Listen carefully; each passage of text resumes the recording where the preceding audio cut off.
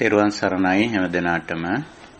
අදත් අපි සුපුරුදු අපේ ධම් සභාව ධර්ම සාකච්ඡාව ආරම්භ කරන්නටයි සූදානම. අද විවහාර වර්ෂයෙන් 2022 වර්ෂයේ ජනවාරි මාසයේ 24 වෙනිදා ශ්‍රී ලංකාවේ කැලෙන්ඩරයෙන් ඒ වගේම ශ්‍රී ලංකා වේලාවෙන් අපි උදෑසන 5:30ට මේ ධම් සභාව සඳහා එකතු වෙනවා. අන්තර්ජාලය ඔස්සේ ස්කයිප් මාධ්‍යයෙන් අපේ සුපුරුදු කල්යාණ මිත්‍ර පිරිස අදත් එකතු වී සිටිනවා. පූජනීය ස්වාමීන් වහන්සේලා මෙහෙණින් වහන්සේලා ඇතුළු කල්යාණ මිත්‍ර හැම දෙනාම අපි සියලුම දෙනා ඊටාම ගෞරවයෙන් කල්යාණ මිත්‍රත්වයෙන් පිළිගනිමු. අවසරයි කල්යාණ මිත්‍ර හැම දෙනාගෙන්ම අපේ සුපුරුදු ධම් සභාවට එකතු වී සිටින්නේ. නිවෙන මඟ වශයෙන් අපි මේ වැඩපිළිවෙල හඳුන්වා තිබෙනවා. ඉතින් ඒ යටතේ අපි භාවනා පුහුණුවට අදාළ වෙන කමඨහන් විශේෂයෙන් සාකච්ඡා කරගෙන එනවා. ඒ අතර ප්‍රඥා භාවනාවට අදාළ වෙන පරිදි අපි සූත්‍ර සාකච්ඡාවකුත් අපි දිගට කරගෙන යනු ලබනවා. අදත් අපේ සුපුරුදු ධම් සභාවට අපි එකතු වී සිටින්නේ. අද ඇත්තටම අපේ භාවනා කමඨහන් වලට අවධානය යොමු කරන දවස. ඒ අතර මම සඳහන් කළේ මේ සූත්‍ර සාකච්ඡා සූත්‍ර දේශනා පදනම් කරගෙන අපි ධර්ම සාකච්ඡා මාලාවකුත් කරගෙන එනවා. ඒ ප්‍රඥා භාවනාවට අදාළ වෙන පරිදි ඒ අනුව අපි සූත්‍ර සාකච්ඡා මාලාවකුත් කමඨහන් සාකච්ඡා මාලාවකුත් මේ විදිහට දීර්ඝ කාලයක් තිස්සේ අපි පවත්වාගෙන යනු ලබනවා. අද අපි බලාපොරොත්තු වෙන්නේ අපේ සුපුරුදු කමඨහන් සාකච්ඡාවට. ඉතින් අපි මේ කමඨහන් සාකච්ඡාව එහෙම නැත්නම් භාවනා පුහුණුව කරගෙන යන්නේ විශේෂයෙන් මහා සතිපට්ඨාන දේශනාව පදනම් කරගෙන. අපි දැන් සතිය කියන ගුණාංගය හොඳින් දන්නවා, තේරුම් අරගෙන තිබෙනවා. ඒ වගේම අපි හැමදෙනාම පුරුදු කරගෙන තිබෙනවා, වටහාගෙන තිබෙනවා, අවබෝධ කරගෙන තිබෙනවා. කුමක්ද සතිමත් බව කියන එක? මේ වර්තමාන මොහොතේ මේ මොහොතේ පවතින తত্ত্বය තමයි සතියට අදාළ වෙන්නේ. සතිය විසින් ඉස්මතු කරලා පෙන්වන්නේ. එහෙම නැත්නම් අවධානය යොමු කරන්නේ වර්තමාන తত্ত্বය ගැනයි. එතකොට වර්තමානයේට අවධානය යොමු කරන්නේ, වර්තමානයේ තුල අවදිමත්ව කටයුතු කරන්නේ.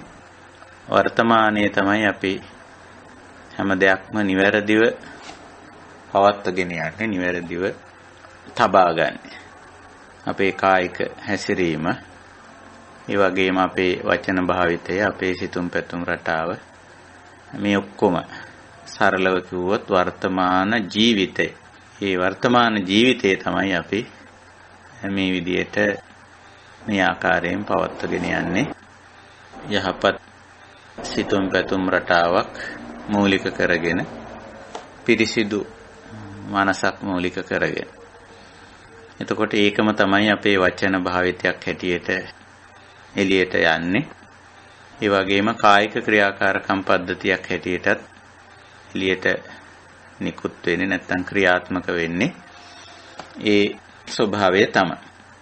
එතකොට අපි සිහි නුවණ වීර්යය කියලා මේ මූලික කුසලතා තුන අපි පවත්වාගෙන යනවා. ඒකට තනි වචනයක් පාවිච්චි වෙනවා, සතිපට්ඨාන කියලා. ඒක මේ ධර්ම මාර්ගයේ, නිවන් මාර්ගයේ පදනම වගේ ලොකු ගැඹුරු ශක්තිමත් අඩිතාලමක්, පදනමක්, ෆවුන්ඩේෂන් එකක් දාගත්තා වගේ තමයි මේ සතිපට්ඨානෙ, සිහිනුවන පවත්වා ගැනීම. ඉතින් අපි ඒ කුසලතාවය මම හිතනවා හැමදෙනාම දැන් ශක්තිමත්ව තබාගෙන ඇති. ඊළඟට අනිත් පැත්තෙන් ඔදෙන්දී අපි දෙවනුව තියෙන ධම්ම විචය නැත්තම් සම්පජානකාරී කියන ගුණාංගය අපි ක්‍රමයෙන් දියුණු කරගෙන යන. සාමාන්‍යයෙන් මිනිසෙක් වුණාම යම් යම් දේවල් පිළිබඳ සෝදිසිමත් වෙන ලක්ෂණය හැම කෙනෙක් තුලම තියෙන. ඒක සත්වයන්ගේ ස්වභාවයක්.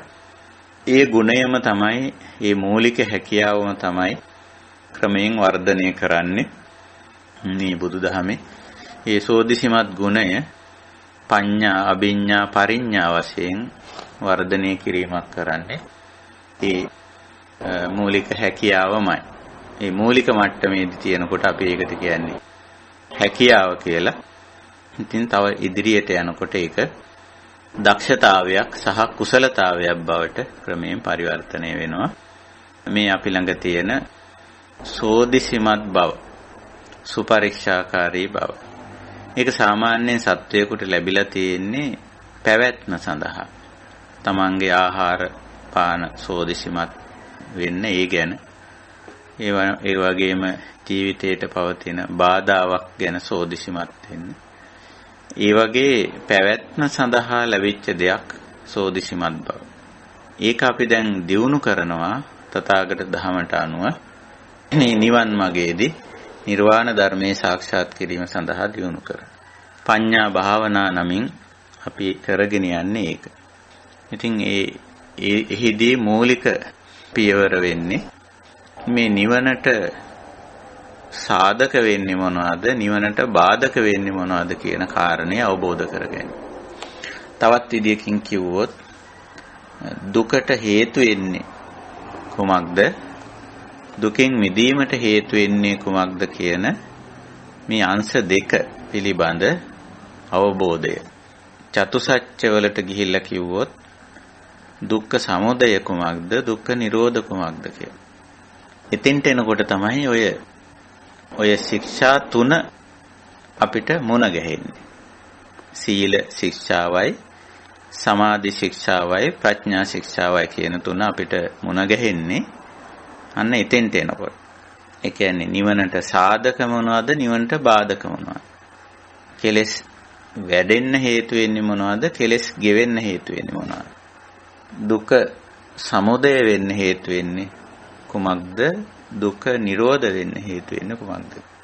ඉතින් ඔතෙන්ට ආපුවාම අපිට තථාගත බුදු පියාණන් වහන්සේ පෙන්වා දීලා තිබෙනවා දුස්සීල බව, දුස්සමාහිත බව, දුෂ්ප්‍රඥ බව.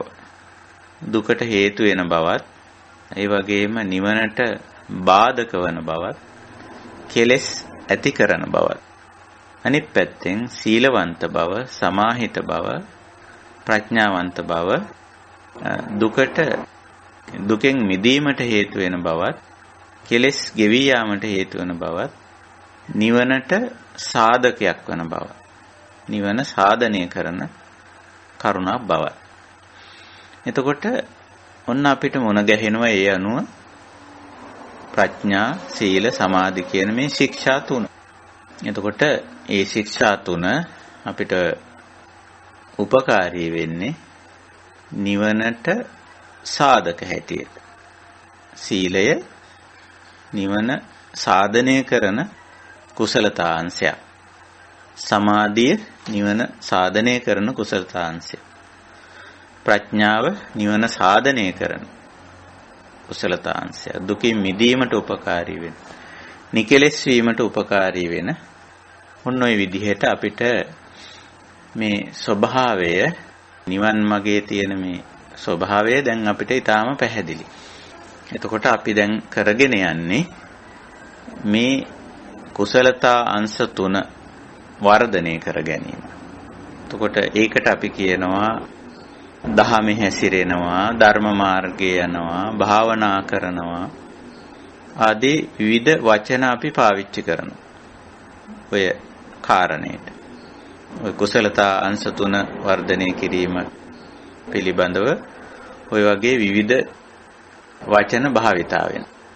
ඒක කමක් නැහැ. ඒක කොයි විදිහෙන් කිව්වත්, ධර්ම මාර්ගයේ යනවා කිව්වත්, අධ්‍යාත්මික දියුණුව ඇති කරගන්නවා කිව්වත්, භාවනා කරනවා කිව්වත් නොඑක් වචන භාවිතා කරන්න පුළුවන්. හැබැයි සිද්ධ වෙන කාර්යය නම් එකක්මයි. ඒ කියන්නේ මේ කුසලතා අංශ තුන වර්ධනය කිරීම. ඉතින් එහි පදනම ෆවුන්ඩේෂන් එක වෙන්නේ මේ මූලික ගුණාංග 3 තමයි සති, සම්පජඤ්ඤ, විරිය. ඉතින් ඒක නිසා අපි ඒ මූලික පදනම හොඳින් සකස් කරගෙන තමයි මේ කුසලතා අංශ 3 වර්ධනය කරන්න කියන්නේ සීල, සමාධි, ප්‍රඥා වර්ධනය කරන්න අපි යොමු වෙලා තියෙන්නේ. ඉතින් සතිය ගැනත් අපි මතක් කරන්න ඕන. සතිය කියන්නේ අපි වඩන ඒ වගේම පවත්වගෙන යන, නඩත්තු කරගෙන මේන්ටේන් කරගෙන යන ගුණයක්. ඒක මේ සතිය කියන එක ස්ථිරව තියෙනවා, වෙනස් නොවී තියෙනවා කියලා හිතන්න අවශ්‍ය නැහැ. මොකද අපි කොහොමටත් කිසිම දෙයක් ස්ථිරව තියෙනවා කියලා අපි බාරගන්නේ බුදුදහමට අනුව. නමුත් යමක් තහවුරු කරගෙන තියාගන්න පුළුවන්. ඒක හොඳට ඒක අවබෝධ කරගෙන ඒක පුරුදු පුහුණු වෙලා ස්වභාවිත තත්වයෙන් පවත්ව ගන්න පුළුවන්. භාවිතා, බහුලී කතා, යානි කතා, වත්තු කතා, අනුට්ඨිතා, පරිචිතා, සුසමාරද්දා කියලා බුදුරජාන් වහන්සේ දේශනා කරපු ආකාරයට යමක් හොඳින් පුරුදු පුහුණු කරොත්, භාවිත කළොත් ඒක තමන් ළඟ යම්කිසි ශක්තියක් හැටියට තියෙනවා. අපි ඒ මට්ටම හඳුන්වන්නේ ඉන්ද්‍රිය ධර්මයක් කියලා. ඉන්ද්‍රිය ධර්මයක් හැටියට පවතින මට්ටමට ගොඩනගන්න පුළුවන්. දැන් ඉන්ද්‍රියක් කියන්නේ දැන් සාමාන්‍යයෙන් ඉන්ද්‍රියක් කිව්වම ඇහැ, කන, නාසය, දිව, කය, මන කියන මේ ඉන්ද්‍රිය හයක් ගැන අපි කතා කරනවානේ. එතකොට මේවා කායික ඉන්ද්‍රිය, ශරීරයට සම්බන්ධ ඉන්ද්‍රිය. ශරීරයට සම්බන්ධව නිරන්තරයෙන් සූදානම්ව ක්‍රියාත්මක කරගන්න සූදානම්ව පවතිනවා කියන අර්ථයෙන් තමයි ඉන්ද්‍රිය කියන්නේ. එතකොට සාමාන්‍යයෙන් මේවා අපි නඩත්තුත් කරනවානේ. හොඳට බලන්න. අපි මේ ඇහැ, කන, නාසය, දිව, කය කියන මේ ඉන්ද්‍රිය, මනස කියන මේ ඉන්ද්‍රිය නඩත්තු කරනවා. ඇහැ නඩත්තු කරගෙන යනවානේ. පිරිසිදු පවිත්‍ර කිරීම, ඒ වගේම ඇහැට යම්කිසි පෙනීම ආබාධයක් ඇති වුණොත් අපි ඒකට ප්‍රතිකාරයක් කරලා ඒක නඩත්තු කරනවා. කන නඩත්තු කරනවා අපි. කන සෝදනවා, පිරිසිදු කරනවා. ශ්‍රවණ ආබාධ තත්ත්වයක් ආවොත් ඒකට ප්‍රතිකාරයක් කරනවා. මේ විදිහට. නාසයත් එහෙමනේ අපි. නාසයේ හිරවීමක්, තදවීමක් වුණොත් අපි නාසය පිරිසිදු කරලා තියාගන්න. හිරවීමක්, තදවීමක් වුණොත් අපි ඒක දුරු කරගන්න.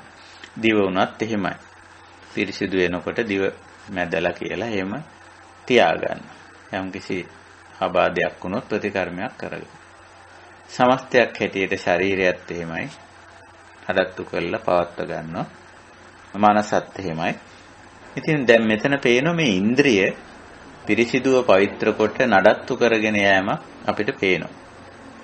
එහෙනම් මේ අපි කියන අනිත් ඉන්ද්‍රිය ධර්ම පහ, සද්ධා, වීරිය, සති, සමාධි, ප්‍රඥා කියන ඉන්ද්‍රිය ධර්ම පහත් ඒ විදිහටම අපි පිරිසිදුව තියාගන්න ඕන, නඩත්තු කරන්න ඕන, නිතර භාවිත කරන්න ඕන.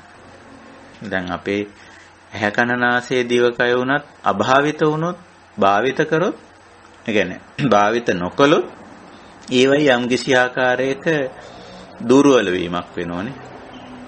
දැන් උදාහරණයක් ඇටියට ශරීරය හරියට අපි භාවිත නොකරොත් ශරීරයේ සමහර වෙලාවට සෞඛ්‍ය පිරිහෙනවා.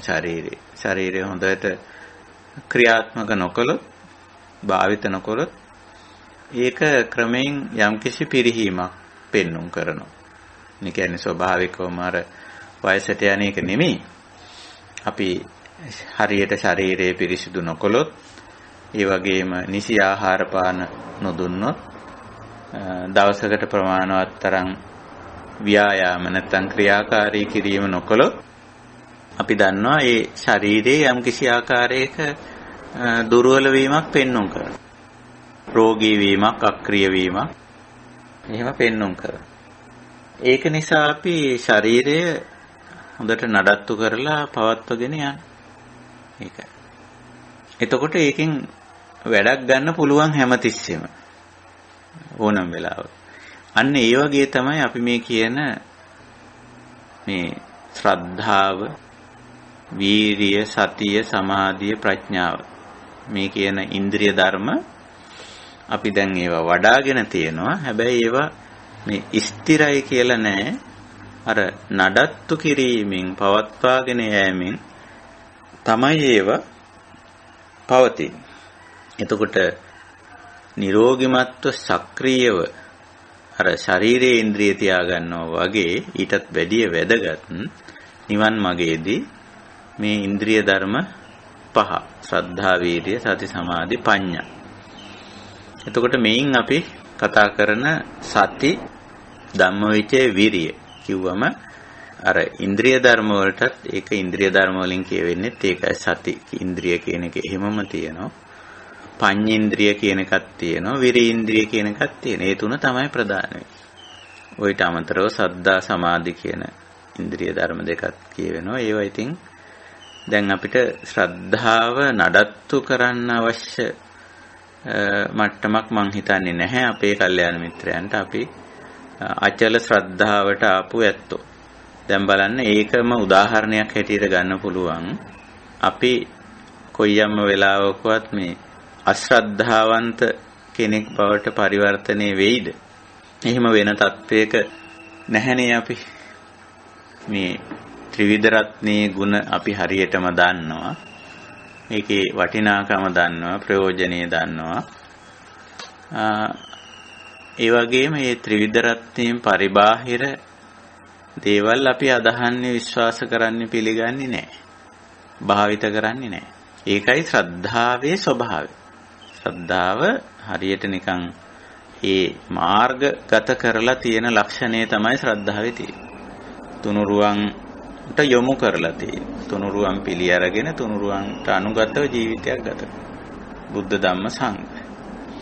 එතකොට කාලයක් තියෙන මුලදී අපි ශ්‍රද්ධාව නඩත්තු කරන්න ඕන. මොකද හේතුව අශ්‍රද්ධාවන්ත භාවයන්ට හේතු වෙන දේවල් අපේ ඇහැට පේනවා, කනට ඇහෙනවා, නාසයට, දිවට, කයට දැනෙනවා. මුලදී එහෙම දේවල් දැක්කම අශ්‍රද්ධාවන්ත වෙන්න පුළුවන්. ඒ අර ගැඹුරු ධර්මාවබෝධේ නැති කාලේ. හැබැයි ගැඹුරු ධර්මාවබෝධයට ආවයින් පස්සේ අපි මොන දේ දැක්කත් ඇහුවත් වින්දත් අශ්‍රද්ධාවන්ත වෙන්නේ නැහැ. තුනුරුවන්ගෙන් පිටස්තරව යම්කිසි දහමක් අදහන්න, විශ්වාස කරන්න, පිළිගන්න අපි යොමු වෙන්නේ නැහැ. ධර්මයෙන් ක්‍රමයෙන් ගැඹුරට අවබෝධය ලබනකොට ඒ මට්ටම තමයි අපි අචල ශ්‍රද්ධාව, අවේච්ඡප්පසාදන කියලා කියන්නේ. දැන් අපි මේ මට්ටමේ ඉන්නේ. ඒ නිසා තමයි අපි මේ ධර්ම මාර්ගයේ යන්නේ. නැත්තම් ධර්මයේ පුහුණු කරන අය බවට පත් වෙලා අපි ඉන්නේ.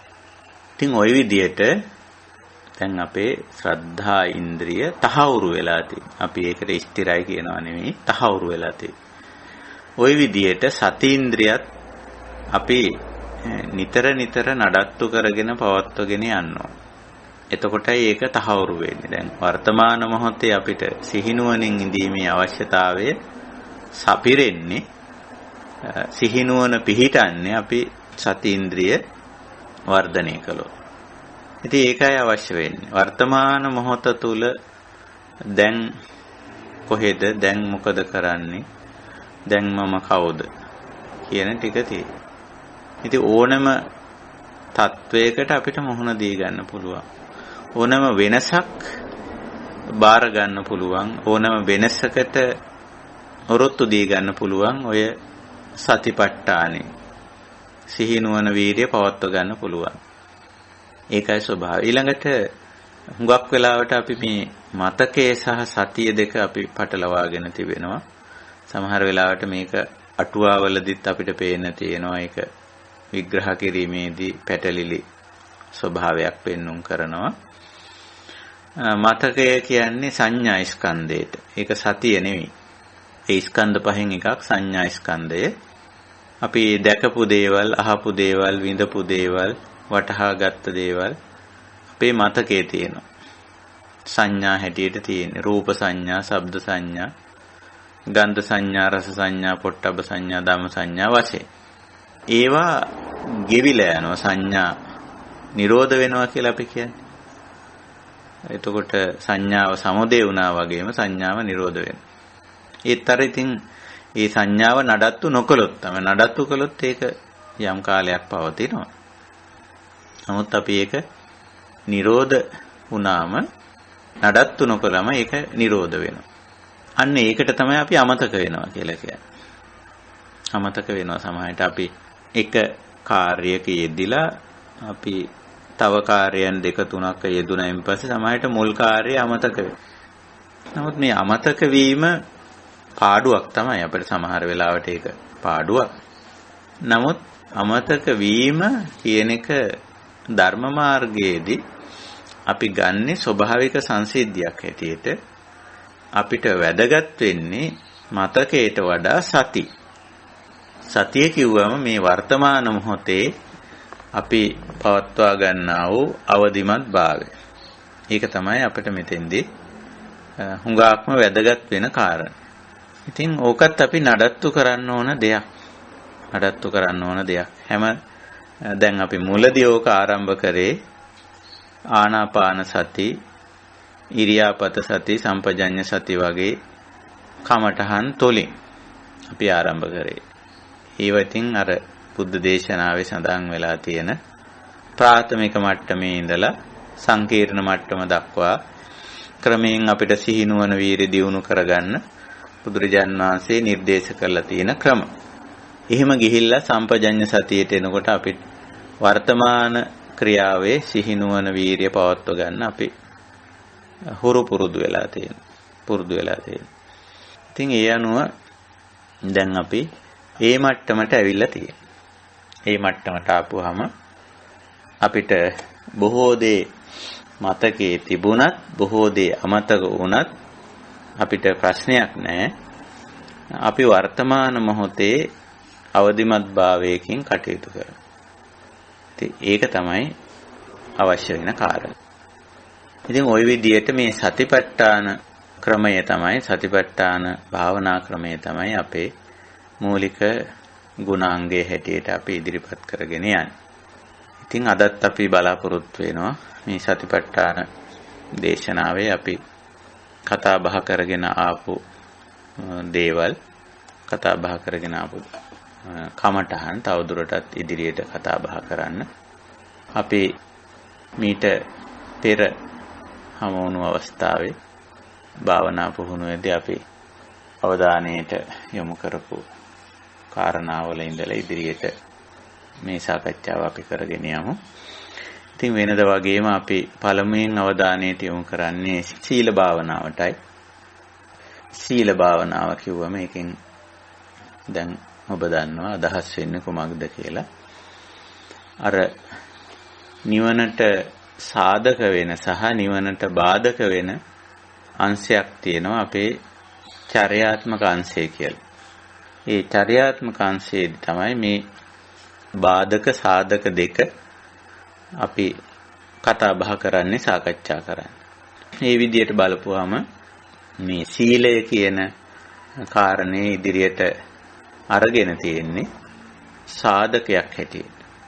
දුස්සීලකම බාධකයක් හැටියට අරන් තියෙනවා. පුළුල් අර්ථයෙන් අපි මේක ගත්තොත් සාමාන්‍ය අර්ථයෙන් නෙවෙයි ටිකක් පුළුල් අර්ථයෙන් අපි ගත්තොත් සීලය කියන එක අපි ගන්නේ ඒ පැත්තෙන් නිවනට සාධක වෙන කරුණක් හැටියට සලකන.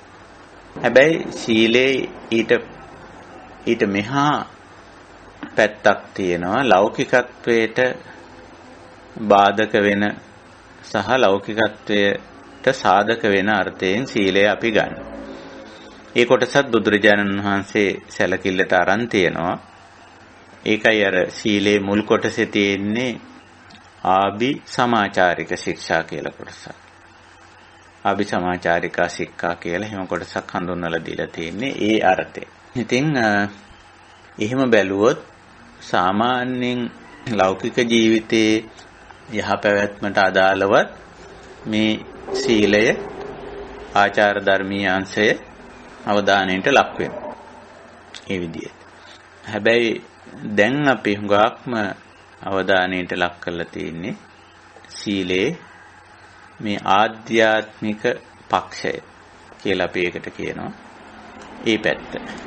ඒ කියන්නේ අර දුකින් මිදීමට උපකාරී වෙන පැත්ත සහ එයට බාධක වෙන පැත්ත. ඒ විදිහට බලලා තමයි අපි සීලේ අංශ සැලකිල්ලට ගන්න. හැබැයි අර ලෞකිකත්වයට අදාළව අපි සැලකිල්ලට ගන්න කාරණා නොසලකා හරින්නේ නැහැ. මොකද ඒ ටික නොසලකා හැරලා කටයුතු කරොත් ඒක අතිරේක ගැටලුවක් බවට පරිවර්තනය වෙනවා. ඒකයි. ওই විදිහට අපි සීලේ ඒ අංශය ගැනත් අපි සැලකිලිමත් වෙමු. මූලික වශයෙන් මේ ආර්ය ප්‍රතිපදාවේ ඇතුළත් ශික්ෂා අපි අවධානයට ගන්නවා, අවධානයට යොමු කර ගන්නවා. අපි සීල ශික්ෂාවේ මූලික ශික්ෂා පද තමයි සිහිපත් කරගන්නේ, අවධානයට යොමු කරගන්නේ. වෙනදා වගේම අපි සීල ශික්ෂාව සිහිපත් කරගෙනම අපි අපේ ආර්ය ප්‍රතිපදාවේ මේ කමඨහන් සාකච්ඡාවට යොමු වෙමු. හොඳයි, සීලාවර්ජණයට යොමු වෙනවා අදත් පළමු කොට.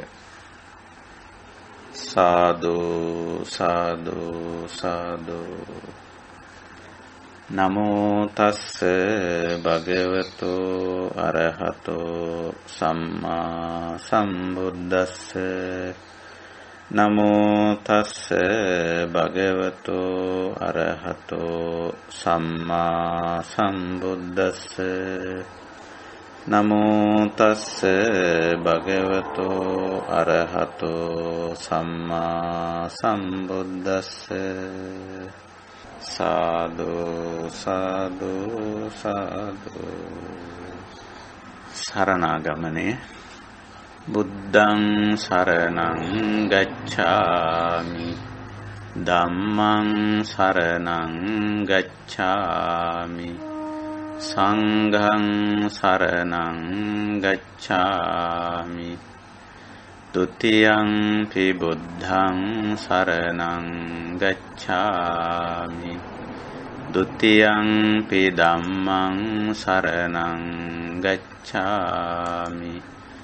ဒုတိယံ පි සංඝං සරණං ගච්ඡාමි.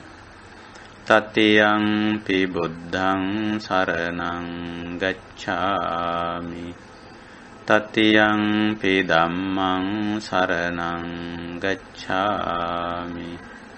තතියං පි සංඝං සරණං ගච්ඡාමි. සීලාවර්ජනය. විශ්ව ආචාර ධර්ම. පානාති පාතා වේරමණී සික්ඛාපදං සමාදියාමි. අදින්නාදානා වේරමණී සික්ඛාපදං සමාදියාමි. කාමේසු මිච්ඡාචාරා වේරමණී සික්ඛාපදං සමාදියාමි. මුසාවාදා වේරමණී සික්ඛාපදං සමාදියාමි. පිසුනා වාචා වේරමණී සික්ඛාපදං සමාදියාමි. පරුසා වාචා වේරමණී සික්ඛාපදං සමාදියාමි. සංපප්පලාපා වේරමණී සික්ඛාපදං සමාදියාමි. මිච්ඡා ආජීවා වේරමණී සික්ඛාපදං සමාදියාමි. සුරාමේරය මජ්ජපමා දට්ඨානා වේරමණී සික්ඛාපදං සමාදියාමි. නික්කම්ම ශික්ෂා. අබ්‍රහ්මචර්යා වේරමණී සික්ඛාපදං සමාදියාමි. විකාල භෝජනා වේරමණී සික්ඛාපදං සමාදියාමි. නච්ච ගීත වාදිත විසෝක දස්සනා වේරමණී සික්ඛාපදං සමාදියාමි. මාලා ගන්ධ විලේපන ධාරණ මණ්ඩන විභූෂණට්ටානා වේරමණී සික්ඛාපදං සමාදියාමි. උච්චාසයන මහාසයනා වේරමණී සික්ඛාපදං සමාදියාමි. ජාතරූප රජත පටිග්ගහනා වේරමණී සික්ඛාපදං සමාදියාමි. මෙත්තා විහරණං සමාදියාමි. සාදු සාදු සාදු. ඔය අපේ ආර්ය සීලය, කුසල සීලය. එතකොට අපි මෙහි මුල් ආචාර ධර්ම පද්ධතිය, ඒ කියන්නේ විශ්වාචාර ධර්ම කොහොමද නිවනට සාධක වෙන්නේ, කොහොමද බාධක වෙන්නේ කියලා අපි දැන් දන්නවා. ඒ වගේම එතනින් පසු එන නෙක්ඛම්ම ශික්ෂා කොටස බොහොම ප්‍රබලයි. මේ කාමයට යම් කෙනෙක් නැඹුරු වුණොත් කොහොමද ඒක නිවනට බාධාවක් වෙන්නේ, නෙක්ඛම්මයට ගියාම කොහොමද ඒක නිවනට සාධකයක් වෙන්නේ කියලා දැන් අපි දන්නවා. ඉතින් ওই අවබෝධය මත පදනම් වෙලා තමයි අපි මේ සීල ශික්ෂාව පුරුදු කරන්නේ, පුහුණු වෙන්නේ. හොඳයි, අපි ඊළඟට අපේ කමඨහන් වලට යොමු වෙන්න බලාපොරොත්තු වෙනවා. එතකොට දැන් අපි සතිපට්ඨාන දේශනාව මූලික කරගෙන මහා සතිපට්ඨාන දේශනාවේ කමඨහන් අපි සාකච්ඡා කරගෙන යන්නේ. දැන් අපි ඉන්නේ ධම්මානුපස්සනා කොටසේ. එහි අවසාන පියවරට අපි ඇවිල්ලා තියෙනවා. ඒ කොටස අපි හඳුන්වන්නේ සත්‍ය පබ්බ කියලා. සත්‍ය පබ්බ අපි එහි මාර්ග සත්‍යයට අපි අවධානය යොමු කරලා තියෙනවා. දුක්ඛ නිරෝධ ගාමිනී පටිපදා අරිය සත්‍ය. ඉතින් අපි මීට පෙර කමඨහන් සාකච්ඡා අවස්ථාවේදී මේ ආර්ය අෂ්ටාංගික මාර්ගයේ මාර්ගාංග වලින් අපි අවධානයට ලක් කරගත්ත සම්මා වායාම කියන මාර්ගාංගයේ වෑයම, උත්සාහය, වීරිය, පදාන කියන මේ වචන වලින් හඳුන්වලා තියෙන මේ ගුණාංග. එතකොට වායාමයේ අපි ලෞකික පැත්තටත් තියෙනවා. අපි ඒක නිතරම මතක් කරන දෙයක්. මොකද ওই ලෞකික පැත්ත අපි සිහි කරන්නේ ගාක් අය ලෞකික පැත්ත මතක් කරනවට මේ ධර්ම මාර්ගයේදී සමහරව අකමැති. නමුත් ලෞකික පැත්ත අපි මතක් කරන්නේ මේ දෙක පටලවා ගන්නේ නැතුව හරියටම මේ දෙකම උපකාරී වෙනවා. ඇත්තටම දෙක පටලවා ගන්න නැතුව ඉදිරියට යන්න ඕන නිසා මේක වෙන් කරලා හරියට පෙන්න ගන්න. ඉතින් මේ වෑයම අපි කලින් කතා බහ කළ වායාමයේ වෑයම, විරිය, උත්සාහය ලෞකික පැත්තටත් අදාළයි, අවශ්‍යයි. ඒක මොකද අපේ ලෞකික පැත්ත කියලා කියන්නේ සරලව කිව්වොත් මේ ආර්ය ජීවිතයේදී අපේ දිවි පැවැත්මට අවශ්‍ය කරන මූලික දේවල් ටික සම්පාදනය කර ගැනීම. එතනින් අදහස් කරන්න හොඳ නැහැ කාම භෝගීත්වයේ වගේ දෙයක්. සාමාන්‍යයෙන් ආර්ය ජීවිතයට ආවයින් පස්සේ ආහාර, නිවාස, ඒ වගේම ඇඳුම්, අනිකුත් බෙහෙත් ආදී සරල භාණ්ඩ හා සේවා ටිකක් අපිට ඌමනා කරනවා. අපි ඒවා ඇත්ත වශයෙන් පවත්වාගෙන යනවා. එතකොට අන්න ඒ දේවල් ටික පවත්වා ගැනීම අපි මේ ආර්ය ජීවිතයේදී ලෞකික කියන අදහසෙන් කියන්නේ. හැබැයි අපි ආර්ය ජීවිතයට එන්න කලින් අසුතවා පුතුජන මට්ටමේදී ලෞකික කිව්වම කෙලින්ම අයිති වෙන්නේ පංචකාම කාමභෝගීත්වය. රූප, ශබ්ද, ගන්ධ, රස, ස්පර්ශ වලට මෝහණය වෙලා, මුලා වෙලා ඒවා පසුපසහඹා යන, ඒවා වෙනුවෙන් වැඩ කරන, මහන්සි වෙන, හිතන, කල්පනා කරන, කතා කරන නැහෙන ස්වභාවයක් තිබුණා. දැන් ඒකෙන් මිදුණා. ලෞකිකත්වයෙන් මිදුණ ඇත්තටම. දැන් ආර්ය භූමියේ ඉන්නේ. ආර්ය භූමිය කිව්වම අසේක භූමියට මෙහා පැත්තේ ඉන්න සේක භූමිය කියලා අපි හිතුවොත් ඉතින් ඒ භූමියේදී මේ ලෝකයේ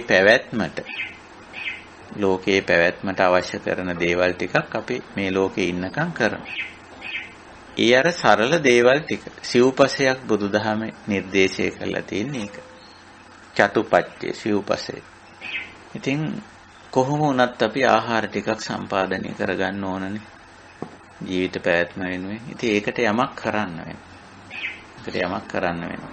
ඉතින් ඒක ඊළඟට කොහේ හරි අපි අවුවෙන් වැස්සෙන් පින්නෙන් බේරිලා ඉන්න නවාතැනක් අපිට තියෙන්න ඕන. ඒකටත් යම්කිසි දෙයක් අපි කරනවා. ඒ වගේම ඇඳුමක් අවශ්‍යයි. ඒ අවුවැසි පින්නෙන් මැසිමදුරු උදුරු වලින් විලිවසා ගන්න. ඒ විදියට. ඊළඟට ගිලානපච්චේ බේසජ්ජ පරික්කාර කියලා තව 4 වෙනි පසයක් ප්‍රත්‍යක් උපකාරක ධර්මයක් පෙන්වලා තියෙනවා බුදුරජාණන් වහන්සේ.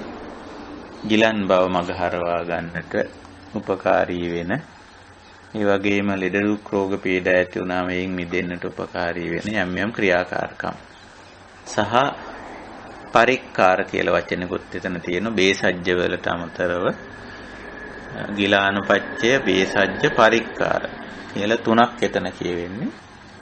යම් විදිහේ සරල භාණ්ඩ හා සේවා අපිට අවශ්‍ය වෙනවා. දැන් බුදුරජාණන් වහන්සේ උනත් සරල භාණ්ඩ කීපයක් භාවිතා කරා. අපිට වාර්තා වෙන්නේ උන්වහන්සේ පාත්‍රයක් පරිහරණය කරා කියන එක විතරයි. ඇත්තටම භාණ්ඩ වලින් වාර්තා වෙන්නේ පමණයි. ඉතින් සාපේක්ෂව ඊ යතින් අපි හුඟක් පහළ මට්ටමේ ඉන්නේ. අපි භාණ්ඩ ගොඩක් පාවිච්චි කරන අය බවට පත් වෙලා තියෙනවා. අපි පුළුවන් තරම් ඒක අඩු කරගන්න උත්සාහ කරන්න ඕන මේ ආර්ය මාර්ගයේදී. පාවිච්චි කරන භාණ්ඩයත් සරල භාණ්ඩයක් වීම හුඟක්ම පහසුයි අපිට. මේ විදිහට දැන් මේක මේ ලෞකිකත්වය කියන එක තේරුම් ගන්න ඕන හොඳට. මේ ලෝකේ ජීවත් වීමේදී ඌමනා කරන දේ. ආර්ය ජීවිතයේදී ලෞකිකත්වයට අදාළ වෙන්නේ ওই සිව්පසය. ඉතින් සිව්පසය සරලව සම්පාදනය කරගෙන සරලව පරිභෝජනය කිරීමක් තමයි තියෙන්නේ. එතකොට දැන් අපිට මේ කාමභෝගීත්වයට අදාළ වැඩ නැහැ ඇත්තටම. අපි මේ පැත්තට යනවා නම් අපි ආර්ය ජීවිතයට ඇවිල්ලා නැහැ කියලා අපිට කියන්න වෙනවා. පංචකාම භෝගීත්වයට අපි යනවා නම් තව දුරටත් එහෙම අපේ නැඹුරුතාවයක් යන්තමට හරි තියෙනවා නම් අපි ඒක හොඳට විදර්ශනාවෙන් දැකලා ඒක දුරු කරගන්න අපි උත්සාහ කරන්න ඕන. ඉතින් ওই විදිහට ඔය ලෞකිකත්වය මේ ජීවිත පැවැත්මට අවශ්‍ය කරන. මේ පැවැත්ම තියාගෙන අපි ආධ්‍යාත්මික දියුණුව පවත්වාගෙන යනවා. ඒකයි ක්‍රමය. ඉතින් ඒකෙදි ඔය දෙපැත්තටම අදාළ වීරිය අපි කතා කරේ. 4 ආකාර වීරිය. ඊළඟට අපි අවධානයට යොමු කරන්නේ ඊළඟ මාර්ගාංගයට. සම්මා වායාම ළඟ තියෙන්නේ සම්මා සති. දැන් අපි මුලදිත් මේ සාකච්ඡාවේදී මම සතිය ගැන යමක් ප්‍රකාශ කළා. සතිය කියන්නේ වර්තමාන මොහොතේ අවදිමත් බව කියලා සතිය කියන එකෙන් අදහස් කරන්නේ. ඉතින් සති මාර්ගාංගයට අපි යොමු වෙලා බැලුවොත් එතන තියෙන්නේ චත්තාරෝ සතිපට්ඨාන. 4 සතිපට්ඨානේ තමයි. කතමාච භික්ඛවේ සම්මා සති කියලා විස්තර කරන තැන ඉද භික්ඛවේ භික්ඛෝ කායේ කායානුපස්සී විහෙරති ආතාපි සම්පජානෝ සතිමා විනේය ලෝකේ අවිජ්ජා දෝමනස්සා. ওই විදිහටම අනිත් අනුපස්සනා 3ක් දක්වනවා.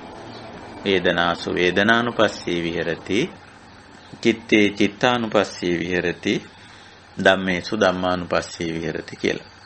ඉතින් ඕක තමයි මාර්ගාංගය. සම්මා සති මාර්ගාංගය කියලා දක්වන්නේ. ඔතෙන්දිත් අපි අර සාවධාන බව කියන එක අපි බෝධිඅංග ධර්මවලදීත් ඕක ටිකක් ගැඹුරට කතා කරලා තියෙන්නේ. ඉතින් අපි මාර්ගාංග වලදී නිවන් මාර්ගයේදී මාර්ගාංග වලදී හුඟක්ම තියෙන්නේ ප්‍රායෝගික පැත්ත. ක්‍රියාත්මක පැත්ත. තේරුම් අරගෙන තියෙන දැනටමත් අපි ක්‍රියාත්මක පක්ෂයක් තමයි මෙතනින් අදහස් කරන්නේ. එතකොට අපි දැන් බෝධිඅංග ධර්මවලදී විවේක නිශ්චිතං විරාග නිශ්චිතං නිරෝධ නිශ්චිතං ඔස්සග්ග පරිණාමයෙන් කියලා සතිය ඒ පැත්තටම යොමු කර ගැනීමක් ගැන අපි කතා කළා. ඒ අතර දැන් මම මොහොතකට කලින් කිව්වා ලෞකිකත්වය ගැන කාරණේකුත්. එතකොට මෙතෙන්දී අපි ප්‍රමුඛතාවයේ තියන්නේ විවේකය, විරාගය, නිරෝධය, සග්ග පරිණාමය පිළිබඳව තමයි අපි සතිය තියාගන්නේ. එසේ වුවත් මේ පැවැත්ම පිළිබඳ කාරණේදී අපිට අපේ අර සිව්පසයට අදාළ දේවල් සම්බන්ධයෙන් සතිය පවත්වා ගන්න වෙනවා. එතකොට හැබැයි අපිට ඒක නිවනට බාධාවක් හැටියට සලකලා කටයුතු කරන්න ඕනේ නැහැ. ඒකත් අපිට පුරුදු පුහුණු කරලා තියෙන්නේ සාධකයක්, නිවනට සාධකයක් විදිහට මේ දේවල් කරන්න. ඒක නිසා මම කැමති ඉස්සර වෙලා කොහොමද මේ දිවි පැවැත්මට අදාළ කාරණා 4 චීවර, පිණ්ඩපාත, සේනාසන, ගිලාන ප්‍රත්‍ය කියලා පාලියෙන් කියනවා. සාමාන්‍යයෙන් අපි කිව්වොත් ඇඳුම්, ආහාර, නිවාස, ඇඳුම්, බෙහෙත්, හේත් ආදී භාණ්ඩ හා සේවා. එතකොට දැන් ඕකෙදී ඔන්න අපි පොඩ්ඩක් බලමු මේවා සම්බන්ධයෙන් අපි දවස පුරාවටම ක්‍රියාත්මක වෙනවා. ওই 4ට අදාළ දේවල් වලට. එතෙන්දී අපි අර විවේක නිශ්චිතං කියන කාරණෙත් මෙතෙන්ට සම්බන්ධ කරගත්තොත් අධ්‍යාත්මික දියුණුවට සාධකයක් වෙන විදිහට මේවා කරන්න යෙදෙන එක තමයි අවශ්‍ය කරන්නේ. එහෙම යෙදෙනකොට මේවායේ වෙනසක් ඇති වෙනවා. දැන් ඔබට දැක ගන්න පුළුවන් ඒක. ඒ වෙනස අපිට වෙනස තිබ්බොත් තමයි ආර්ය අෂ්ටාංගික මාර්ගයේ සම්මා සතිය වැඩුවා වෙන්නේ. දැන් අපි චීවර ගත්තොත් අපි ඇඳුම් අඳින්න ඕන. ඇඳුම් ඇඳීම අවශ්‍යයි. එතකොට ඇඳුම කියන එක අර විවේක නිශ්චිත භාවයට අපි ගෙනියන්නේ කොහොමද? දැන් ඇඳුම් එක පැත්තකින් ඇඳුම් බහුල වේ. ඇඳුම් ගොඩක් අපිට තියෙනවා නම් විවේකයේ අඩු වෙනවා. ඒවා හොදන්න, මදින්න ගොඩක් වැඩ තියෙනවා අපිට. කාය විවේකයේ ගොඩක් අඩු වෙනවා. ඊට පස්සේ ඒවා පිළිවෙලට තියාගන්න. හැබැයි දැන් ඒක විවේකයේ පැත්තට කොහොමද හරවගන්නේ? ඇඳුම අයින් කරන්න බැහැනේ. ඇඳුම අත්හරින්න බෑ. චීවරය අතහරින්න බෑ අපිට. චීවර කියන්නේ ඇඳුම කියන එකයි. ඉහළ මට්ටමේදී එහෙම නැතුව මේ පැවිදියත්තු ඇඳගෙන ඉන්න ඇඳුම විශේෂයෙන් පස්සේ කාලේ චීවර කියන්න පුරුදු වෙලා තිබුණාට මුල් බුදු සමයේ චීවර කියන්නේ ඒකට නෙමෙයි. මුල් බුදු සමයේ චීවර කියන්නේ මිනිස්සෙක් ඇඳගෙන ඉන්න ඇඳුමට. ඒ අර්ථයෙන් තමයි අපි මෙතන කතා කරන්නේ. එතකොට මිනිස්සෙකුට ඇඳුමක් නැතුව බෑ. ඇඳුමක් අවශ්‍යයි. හැබැයි ඒක විවේක නිශ්චිත වෙනවද අවිවේක නිශ්චිත වෙනවද කියන කාරණේ තීන්දුව වෙන්නේ ඒ පුද්ගලයා ඒක ප්‍රඥාවෙන් හසුරවන ආකාරය අනුව තමයි. එහෙනම් දැන් අපි මෙතන කතා කරන්නේ සිහියනේ. සාවධාන බවනේ. සිහි නුවණ වීර්යය. ওই තුන තමයි අපි කතා කරන්නේ මේ සතියේදී. එතකොට අපි ඇඳුමක් අඳින්න ඕනේ. ඇඳුමක් අයින් කරලා තියන්න බෑ. නමුත් අපිට පුළුවන්කම තියෙනවා මේ ඇඳුම් විවේකයේ පැත්තට ගන්න. විවේක නිශ්චිත භාවය ඇති කරගන්න පුළුවන්කම තියෙන යහරා. ඒක බුදුරජාණන් වහන්සේ ආදර්ශයෙන්ම කරලා පෙන්වනවා. බුදුරජාණන් වහන්සේ සරල ඇඳුමක් භාවිතා කරා. බුද්ධ චීවරය සරල ඇඳුමක්. බුදුරජාණන් වහන්සේ ඇඳපු ඇඳුම සරල එකක්. ඒ වගේම ඒක එකම විදිහේ ඇඳුමක්. ඒක වෙනස් කරේ නැහැ. වෙනස් කරන්න අවශ්‍යතාවයක් නැහැ ගැඹුරට ගියාම. ඊළඟට ඒකෙන් අයින් කරා විලාසිතාව කියන එක. ඒ ඇඳුමෙන් අයින් කරලා තියෙන්නේ සරල ඇඳුමක්. අඳින්න පහසු ඒ වගේ ගොඩක් දේවල් තියෙන චීවරයක. ඉතින් දැන් අපේ උපාසක උපාසිකා ඇත්තන්ගේ නැත්තම් ගිහි පාර්ශවයේ ඇත්තන්ගේ ගිහි ශ්‍රාවක ශ්‍රාවිකාවන්ගේ පැත්තෙන් බැලුවොත් ඕක ටිකක් මේ අපි කතා කරන දේට වඩා ටිකක් සංකීර්ණ වෙන්න පුළුවන් මේ தત્ත්වය. සංකීර්ණ වෙන්න පුළුවන්. ඉතින් හැබැයි උත්සාහ කරන්න පුළුවන් අපි මේ ඇඳුම සරල කරගත්තොත් ඒ හරහා අපිට ගොඩක් ලොකු විවේකයක් ගන්න පුළුවන්. සරල ඇඳුමකට යන්න පුළුවන්. ඇඳුමේ විලාසිතාව අයින් කරගත්තොත් ගොඩාක් ඇඳුම සරල වෙනවා. ඊළඟට මිලෙන් අඩු ඇඳුමක් අඳින්න පුරුදු වුණොත් ආර්ථික වශයෙන් ලොකු සහනයක් තියෙනවා. ඉතින් ඕකේ තවත් ගැඹුරු පැත්තක් බුදුරජාණන් වහන්සේ මතු කරලා තියෙනවා. පාංශකූල චීවරය කියලා. ඒක බොහොම ගැඹුරු එකක්. පාංශකූල කියන්නේ අහක දැමෝ කියන එකයි. අත්හල කියන එක. එන වෙනත් කෙනෙක් අත්හල ඇඳුමක් අඳින්න පුළුවන්ද? අත්තරලා දාපු එකක් ඇඳගෙන ඉන්න පුළුවන්ද? ඒක ටිකක් අමාරු වැඩක්. හැබැයි ඕක පුරුදු පුහුණු වෙන්න පුළුවන්.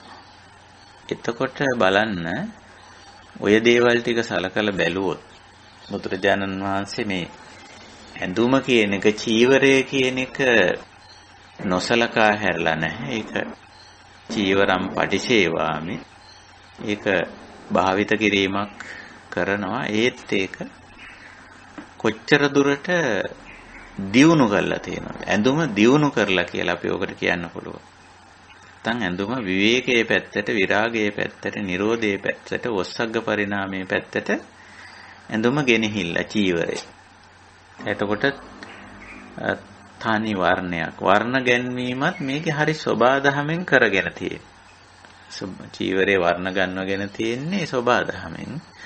ඔය කොළ පොතු මොන හරි මුල් ටිකක් තම්බලා ඒකට ඔබලා අරගෙන ඒකෙන් එන පාට පාවිච්චි කරලා තියෙනවා. ඒක නිසායි ඕක කාසාය වත්ත කියලා කියන්නේ. කාසාය කියන්නේ කහ පාට නෙවෙයි කහට කියන එකයි. කසාය කියන අර්ථේ. කාසාය. එතකොට අර කහට පොඟවා ගැනීම තමයි කළේ. ඒකේ වර්ණය සඳහා. ඇත්තටම වර්ණවත් භාවයේ සඳහා නෙවෙයි ඒක කරලා තියෙන්නේ. අර පංසකුල චීවරයකදී අර විවිධ රෙදි කඩ එකතු කරලා මහන සිවුරක් පංසකුල චීවරය කියන්නේ. එතකොට ඒකේ සමහරට විවිධ විලාසිතාවන් තියෙන්න පුළුවන්. විවිධ වර්ණත් තියෙන්න පුළුවන්. ඕවා ඔක්කොම තනි වර්ණයක් බවට පත් කරගන්න කරපු ක්‍රියාවක් තමයි මේ පඳු පෙවීම කියන කාරණා. ඒකට කහට වර්ණය අරගෙන තියෙන්නේත් ඒකයි. ඒ කහට පාටට මාරු කරගත්තම අර ඒකෙ තිබිච්ච වෙනත් පැල්ලම් වෙනත් රෙදි කෑලි වල තිබිච්ච මොන හරි වෙනත් සලකුණු තිබ්බනම් ඒව ඔක්කොම නොපෙනී යන ස්වභාවයක් ඇති වෙනවා. ඒක තමයි ප්‍රධාන කාරණය. ඉතින් ওই විදිහට තනි වර්ණයකට එන්න පුළුවන් ඕනනම්. ඒකයි. ඉතින් දැනුත් අපි සමහර වෙලාවට මේ පඳු පෙවීමේ කාර්යය එහෙම කරනවා. ඔබ දැකලා ඇති. දැන් නම් මේ කාර්යය කරන්නේ සම්ප්‍රදායික වැඩක් හැටියට මිසක ඒකේ මූලිකාර්ථයෙන් පිට පැනලා තියෙනවා. සිවුරු පඳු පෙවීමේ කාර්යය. දැන් බොහෝ වෙලාවට මේ වර්ණ සහිත රෙදි තියෙන. වර්ණ සහිත රෙදි තියෙන. ඒත් ඒවා ආයේ පඳු පෙවීමේ අවශ්‍යතාවයක් නැහැ. සුදු රෙද්දක් ගත්තොත් නම් පඳු පොවල ගන්න පුළුවන්කම තියෙනවා. ඊළඟට වර්ණ සහිත රෙද්දෙත් ඒක දුර්වර්ණ වෙලා තියෙනවා නම් ඕන නම් පඳු පොවන්න පුළුවන්. ඉතින් ওই විදිහට ගත්තම මේ ඇඳුමේ වර්ණය කියන එක අපි අත්හැරලා දැම්මොත් ඇඳුම බොහොම සරල වෙනවා.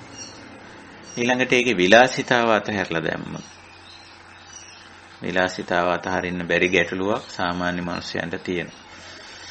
ඒක අතහැරියොත් ඒත් ඇඳුම ගොඩාක් සරල වෙනවා. එහෙම පුළුවන්. ඉතින් ඊළඟට විවිධත්වය ඇඳුම් විවිධ ඇඳුම් වර්ග කියලා අපි කියන්නේ. ඇඳුම් වර්ග ගොඩක් අපි අඳින්න පුරුදු වෙලා තියෙනවා. ඉතින් එක ඇඳුමකට එන්න පුළුවන්කම තියෙනවනේ වර්ග ඔක්කොම අතහැරලා දැන් බුද්ධ චීවරයේ ස්වභාවය වර්ග ගොඩක් නැහැ. සාමාන්‍යයෙන් අන්තරවාසකය උත්තරා සංගය සංඝාටිය කියලා තුනයි පෙන්වන්නේ. අන්තර්වාසකය කියන්නේ ඉනට අඳින එක. සාමාන්‍යයෙන් අපි ඒකට කියන්නේ විලි වැහෙන්න අඳින ඇඳුම. ඉනෙන් යට කොටස. ඊට පස්සේ උත්තරා සංගය කියන එක ශරීරයේ උඩ කොටසේ පොරවන කොටස. ඒක බොහෝ වෙලාවට අර මැසි මදුරු දුරු වගේ දේවල් වලින් ඒ වගේ වහ ගන්නත් එක්ක අනිත් එක උත්තරා සංගයක් ශරීරයේ උඩ කොටස වහ ගැනීමත් සාමාන්‍යයෙන් අදාළයි. ගොක් වෙලාවට. මේක සාමාන්‍යයෙන් දෙවුරම වැහෙන විදියටත් පොරවන සිරිතක් තියෙනවා. එහෙම නැත්නම් තනියුරයක් වැහෙන විදියටත් පොරව. සාමාන්‍යයෙන් පිරිමි පාර්ශවයේ තනියුරයක් වැහෙන විදියටත් ඕක උත්තරා සංගය පාවිච්චි කරනවා. ඇතැම් විට දෙවුරම වැහෙන විදියටත් එහෙම පරිහරණය කරනවා. ඊළඟට සංඝාටියකුත් පස්සේ කාලේ මම හිතන්නේ සංඝාටියකුත් මේකට එකතු වෙලා තියෙන. කියන්නේ සංගල සිවුර කියලා ඔකට සිංහලෙන් කියනවා. පට දෙකක් සහිතව දෙපටක් සහිතව භාවිතා කිරීමක් තියෙනවා. දෙපටක් සහිතව. ඒක බොහෝ වෙලාවට ඔය විවිධ අවශ්‍යතා පොරව ගන්න සීතලෙන් විශේෂයෙන් සීතලෙන් වගේ මැසි මදුරු උදුරු වලින් වගේ නිදිය ගන්න වෙලාවක පොරව ගැනීමේ අවශ්‍යතාවය සලකලා. සමහරට වාඩි වෙන්න ඕක 4ට 8ට නවලා වාඩි වෙනවා කොට්ටයක් විදිහට. අපහසු මතු පිටක් උඩ වාඩි වෙන්න ගියාම ඕක තමයි පාවිච්චි කරන්නේ. උත්තරා සංගය තමයි නමලා කොට්ටයක් විදිහට තියාගෙන පාවිච්චි කරන්නේ. ඒ වගේම ඕක ඇතිරිල්ලක් විදිහට වැතිරෙනකොට ඇතිරිල්ලක් විදිහට දෙකට නමලා එහෙම 4ට නවලා එහෙම පාවිච්චි කර බව සඳහන් වෙනවා. ඔය ශේක සූත්‍රයේදීත් එහෙම සඳහන් වෙලා තියෙනවා. බුදුරජාණන් වහන්සේ එහෙම සිවුරෙන් ආසනයක් පනවගෙන සැතපුණා කියලා. ඔය විදිහට ඇඳුම් වර්ග ගොඩක් පාවිච්චි කිරීම අතහැරලා දාලා තියෙනවා. එතන ගත්තොත් 3යි. බුදුරජාණන් වහන්සේගේ ඇඳුම් කට්ටලේ තියෙන ඇඳුම් 3යි. ඉනට අඳින එකයි, උඩුකය වහ ගන්න එකයි, ඊළඟට අර පට දෙකක් සහිතව පාවිච්චි කරන චීවරයයි. එතකොට බලන්න එතනත් ඇඳුම් වර්ග අඩු වුණාම එතනත් පහසුවක් තියෙනවා. ඒකයි දැන් ක්‍රමයෙන් මම මේ කාරණේ අවධානය යොමු කරන්නේ. දැන් මම කතා කරන්නේ මේ ගොක්ම පැවැත්මට අදාළ දේවල් සම්බන්ධ කරගෙන අද අපි අවධානය යොමු කරන්නේ. එතකොට අපිට ඔය සාමාන්‍ය ජීවිතයේ තුල ඔය වගේ දේවල් කරගන්න පුළුවන්. මේවා තමයි ඇත්තටම කමටහන් කියලා කියන්නේ. සමහර වෙලාවට මේක හරි දුෂ්කර වැඩක් බවට පත් වෙන්න පුළුවන් කෙනෙකුට. මේ විදිහට මේ ඇඳුම වෙනස් කරගන්නවා කියන කාරණා. නමුත් ඇත්තටම උත්සාහ කෙරුවොත් බැරිත් නැහැ. ඉතින් ගිහි ජීවිත ගත කරන නැත්තන්ට උනත් තනි වර්ණයේ ඇඳුමක් භාවිතා කරන්න පුරුදු වෙන්න පුළුවන්. ඇඳුම් වර්ග ගොඩාක් භාවිතා කිරීමත් කරලා දාන්න පුළුවන්. ඇඳුම් වර්ග දෙකක්. සමහර ඇත්තෝ බාහිරට යනකොට කලිසමක් අඳිනවා පහසුව සඳහා. මොකද කලිසම වගේ ඇඳුමක් පහසු. ඇඳගෙන යන. නිවසේ ඉන්නකොට ඊට වැඩිය වෙනස් ඇඳුමක් භාවිතා කරනවා වෙන්න පුළුවන්. එතකොට වර්ග දෙකකට යන්න පුළුවන්. එහෙම වුණොත් දෙකකට තුනකට වගේ යන. එතකොට ඒක පහසුවක් වෙනවා ලොකු. ওই විදිහට බැලුවොත් ඊළඟට සංඛ්‍යාව. ඇඳුම් සංඛ්‍යාවත් පුළුවන් තරම් අඩු කරගන්න. එතකොට වර්ගය අඩු කර ගැනීම, සංඛ්‍යාව අඩු කර ගැනීම, විලාසිතාව ඉවත් කිරීම, තනි වර්ණයකට ඇඳුම රැගෙනීම, මෙන්න මේ වගේ කාරණා ටිකක් අපිට පේනවා මේ ඇඳුම් භාවිතයේදී ආර්ය ප්‍රතිපදාව ඇතුලේ. එහෙම. ඉතින් එතකොට අර විවේක නිශ්චිත වෙනවා. විරාග නිශ්චිත, නිරෝධ නිශ්චිත. ඒ කියන්නේ නිවනට සාධකයක් වෙනවා. නැත්තම් ඇඳුම චීවරය නිවනට බාධකයක් වෙන්න පුළුවන්. එහෙම තියෙනවා. සමහර විට අපි හොඳට කල්පනා කරලා බැලුවොත් එහෙම බාධකයක් වෙන්න ඉඩ තියෙනවා. ඉතින් බුදුරජාණන් වහන්සේ ඇඳුම අහක් කරලා නැහැ. ඇඳුම නිවනට සාධකයක් කරගන්න විදිහ කියලා දීලා තියෙනවා. කියනවා අපිටත් පුළුවන්කම තියෙනවා අපේ ඇඳුම නිවනට සාධකයක්. ඇඳුම අයින් කරනවා නෙවෙයි. දැන් මේ අතහැර දැමීම කියන වචනෙත් මම මෙතෙන්දි පොඩ්ඩක් කතා කරන්න ඕන මේ කමඨහන් සාකච්ඡාවලදී.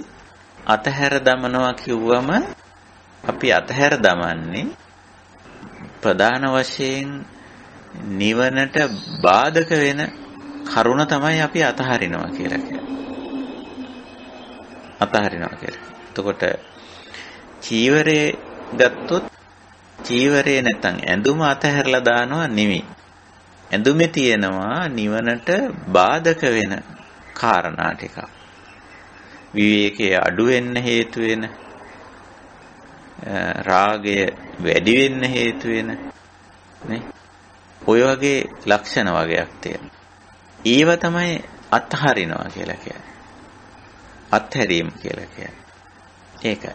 ඉතින් සමහරු අත්හරින්න කිව්වම හිතනවා මේ වස්තුව, ඒ ද්‍රව්‍ය, ඒ භාණ්ඩය, ඒ ක්‍රියාව අතහරින්න කියනවා කියලා. නැහැ. ඒ ද්‍රව්‍යයේ, භාණ්ඩයේ, වස්තුවේ, ක්‍රියාවේ, සිතිවිල්ලේ, වචනේ තියෙනවා අර නිවනට මේ බාධක වෙන කොටසක්. අන්න ඒක අතහැරලා දාන්න. ඊළඟට නිවනට සාධක වෙන, උපකාරී වෙන කොටස අපි ගන්නවා. ඔක තමයි ඔය ගැනීම සහ අතහැරීම කියලා කියන්නේ. අපි ඕක තවත් ටිකක් අනිත් කාරණාවලිනුත් අවධානය යොමු කරමු. එතකොට දැන් ওই විදිහට ඇඳුමේ ඔය කාරණා ගැන සතිය පවත්තන්න. සිහිනුවන වීරිය පැවැත්වුවොත් අපිට ඔය චීවර හේවත් ඇඳුම අපිට පුළුවන්කම තියෙනවා ඒ විදිහේ දෙයක් බවට පත් කරගන්න. ඒ කියන්නේ නිවනට සාධකයක් ඇඳුම. ඉතින් ඔතෙන්දී හුඟක් අය ඉතින් වර්තමානයේට එනකොට මම මේවා කියන්නත් ඕන. මේ ඇඳුම කියන එකට හුඟක් මේ වඳින්න පුදන්න පටන්ගෙන තියෙන විශේෂයෙන් මේ සිවුරට මේකේ ගුණය පවත්වා ගැනීම තමයි අවශ්‍ය කරන්නේ. වඳින්න පුදන්න උමනා දෙයක් නෙවෙයි සිවුර. ඒකේ ගුණය පවත්වාගෙන ගුණාත්මක විදිහට භාවිතා කිරීම. ඒකයි. තමනුත් විශේෂයෙන් ගිහි ජීවිත ගත කරන නැත්තන්ට අපි විශේෂයෙන් මතක් කරන්න කැමති තම තමන්ගේ ඇඳුම් වල ස්වභාවය වෙනස් කරගන්න පුළුවන්. ඒක පූජනීයත්වයටපත් වෙන්නේ, ගෞරවනීයත්වයටපත් වෙන්නේ ඔය කියපු ගුණාංග වලින්. ඒකේ විලාසිතාව අතහැරියම වටිනාකමෙන් අඩු මේ රෙද්දකින් ඒක මැහුවම ඒ වගේම එහි සංඛ්‍යාව අඩු කරපුවාම වර්ග අඩු කරපුවාම ඔන්න වටිනාකම එනවා. ඔන්න පූජනීයත්වය එනවා. එහෙමයි තියෙන්නේ. එහෙම නැතුව මේක මේ ඔලුව උඩ තියාගෙන එළි වෙනකන් ඇවිද්දට එහෙම දෙයක් අපේ රටෙත් කරනවනේ. ලෝකෙ හැමතැනම දැන් ඕක කරනවා නේ. නමුත් දැන් බුදුදහම ගැඹුරින් හදාරන ඇත්තෝ තේරුම් ගන්න ඕන මේ ඇඳුම සම්බන්ධයෙන් බුදුදහමේ මොකද්ද කියවෙන්නේ කියලා. චීවරය ගැන. ඒක බුදුරජාණන් වහන්සේ නම් පෙන්눔 කරලා දීලා තියෙනවා. චීවරම් පටිසේවාමි යාවදේව සීතස්ස පටිඝාතාය උන්නස්ස පටිඝාතාය දංසමකස වාතාතප සරං සිරින්සප සම්පස්සානම් පටිඝාතාය යාවදේව හිරිකෝපීන පටිච්චාදනත්තං කියලා. මෙන්න මේ දේවල් වලටයි ඇඳුමක් භාවිතා කරන්නේ. ඉතින් ඇඳුම පූජනීයත්වයෙන් පහළට යනෝ විලාසිතාව වැඩි වෙන්න බහු වර්ණ වෙන්න වර්ග වැඩි වෙන්න සංඛ්‍යාව වැඩි වෙන්න ඒකේ පූජනීයත්වයේ ඒකේ ගෞරවනීයත්වයේ වටිනාකම පහළට යනවා. ඒ කියන්නේ නිවනට බාධකයක් වෙනවා. නිවනට සාධකයක් වෙන්නේ. එහෙනම් දැන් අපි හැමතිස්සෙම සිහිනුවන වීරිය පවත්වන්න ඕන. මෙන්න මේ අපි පාවිච්චි කරන ඇඳුම නිවනට සාධකයක් වෙන විදිහට පාවිච්චි කරන්න. ඒක තමයි මේ සම්මා සතියෙන් අපි කතා කරන මූලික දේ. ඊළඟට ඔය විදිහටම අපි පිණ්ඩපාතයටත් යමු. චීවර පිණ්ඩපාත. ඒ කියන්නේ ආහාර පාන කියලා අපි කියන්නේ. මේ දේවල් ටිකට. එතකොට ඒකත් අපි බැහැර කරලා නැහැ. අයින් කළා නැහැ, ඉවත් කළා නැහැ. ඒකත් බලන්න අර විදිහටම ආහාරය නැතුව බෑ අපිට. ආහාරය අවශ්‍යයි. අර ආහාරයේ විලාසිතාව, විවිධත්වය, ආහාරයේ තියෙන විවිධත්වය හුඟක් වෙලාවට අර රසකාමයට අදාළව යන්නේ. ඒ පැත්තටයි වැටෙන්නේ ආහාරයේ තියෙන විවිධත්වය. විවිධ රස වර්ග වලට තියෙන කැමැත්ත. විවිධ රසයෙන් ටිකක් ඒක රසයකට මාරු වෙන්න උනොත් ඔන්න ඒක ආහාරයේ පූජනීයත්වයක් නැත්නම් ආහාරය නිවනට උපකාරක ධර්මයක් බවට පත් වෙනවා. එහෙමයි. ඉතින් අපිට පුළුවන් වෙන්න ඕන ඇත්තටම එහෙම කරගන්න මේ විවිධ රස වර්ග වලට යන්නේ නැතුව විවිධ වර්ග වලට විවිධ රස වර්ග වලට යන්න අවශ්‍ය නැහැ. ආහාරයක මේ ශරීරයේ පැවැත්මට උවමනා කරන ඕජෝ ගුණය තියෙනවා නම් පාලියෙන් අපි කියන්නේ ඕජා කියලා. සාමාන්‍යයෙන් අදහස් කරන්නේ පෝෂණීය ගුණය. පෝෂණීය ගුණය තිබ්බනම් ඇති. ගොඩාක් වර්ග උවමනා කරන්නේ නැහැ. ගොඩක් වර්ග උවමනා කරන්නේ නැහැ. වර්ග කීපයකින් ওই පෝෂණීය ගුණය ගන්න පුළුවන්. හොඳට ප්‍රඥාවන්ත කෙනා අර චීවරයේ සම්බන්ධයෙන් හරි ලස්සන කතාවක් අපේ දහමේ තියෙනවා. ඔය පංසකූල චීවරයේ හදන පංසකූලික චීවරය පාවිච්චි කරන භික්ෂුව ඇවිදගෙන යද්දී එයාට හමු වෙනවලු විවිධය වීසි කරලා තියෙන රෙදි. ඉතින් මොකද කරන්නේ? එයා එයින් ගන්න පුළුවන් කොටස විතරක් ඉරලා ගන්න. අර මිනිස්සු රෙදික විසි කරලා තිබුණාට ඒ ඔක්කොම රෙදි එකතු කරගෙන ඉන්නේ නැහැ. ගන්න පුළුවන් කොටස විතරක් ගන්නවා. එතකොට දැන් අපි ආහාරයට ගියාමත් ඔන්න ඔය ලක්ෂණය තමයි තියෙන්නේ. විවිධ ආහාර වර්ග තියෙන ලෝකේ විවිධ ආකාරයට සකස් කරපු. හැබැයි අපි ගන්නේ අර ශරීරයට අවශ්‍ය ගුණය තියෙන කොටස විතරයි ගන්නේ. ඒකෙන් තමයි අපි ආහාරය සකස් කරගන්නේ. එහෙම නැතුව ආහාර වර්ග ගොඩක් කෑමට ගත්තට වැඩක් නෑ. ඒක නිකන් අනවශ්‍ය වෙහෙසක්. විවේකේ නැති වෙන වැඩක්. විවේක නිශ්චිත නෑ. අවිවේක නිශ්චිත වෙනවා එහෙම වුණා. ගොඩක් වියදම්, ගොඩක් වැඩ, ගොඩක් ආහාර. ඊළඟට විරාගයට යනව වෙනුවට ඒක රාගයට යනවා. මොන රාගයටද? රස රාගයට වැටෙනවා. ඊළඟට ඔය දර්ශන නැත්තම් දර්ශන රාගයටත් යන්නේ ඉඩ තියෙනවා. රූප රාගය කියලා අපි ඒකට කියනවා. ඉතින් ඔය බලන්න සමහර වෙලාවට ආහාර පාන සකස් කරන විවිධ විදිහට සකස් කරනවා. ඒ පෙනුම ඇහැට පේන එක. ඉතින් දැන් අපි ආහාරය පිළිබඳ වැඩපිළිවෙලේදී ඔන්න සතිය තියෙන්න ඕන. සම්මා සතිය. වර්ග ගොඩක් ඕනේ නැහැ. රසයට යන්න ඕනේ නැහැ. අපිට වර්ග දෙක තුනක් තිබුණම ඇති. ගුණය තමයි වැදගත් වෙන්නේ. කියන තැනට ආවනම් අපි ඔන්න සතිය ප්‍රායෝගිකව යෙදිලා තියෙනවා. ආහාර පාන සකස් කරද්දී, ආහාර පාන පිළියෙල කරද්දී මේ සතිමත් බව යෙදිලා තියෙනවා ප්‍රායෝගිකව. එහෙම. අර චීවරේදී වගේ. අපිට ඔතෙන්ට එන්න පුළුවන්.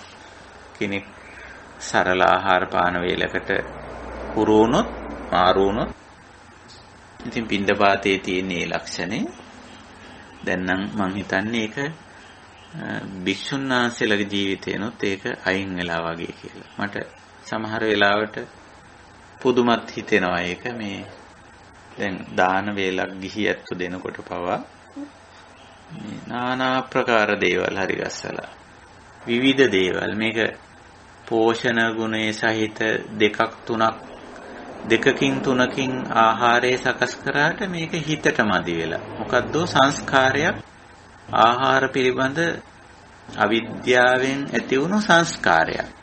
අවිද්‍යාපච්චය සංඛාරා. ඉතින් අපි ඒක නිසා ආහාර පිළිබඳ විද්‍යාවට යා යුතුයි. විද්‍යාවට ගියාම තියෙන්නේ මොනවද? හිමස්ස කායස්ස තිතියා මේ ශරීරයේ පැවැත්ම සඳහායි ආහාර ගන්නෙ. එතෙන්දී වර්ණයක් නෙමෙයි, ගන්ධයක් නෙමෙයි, රසයක් නෙමෙයි, පෝෂණ ගුණයයි වැදගත් වෙන්නේ.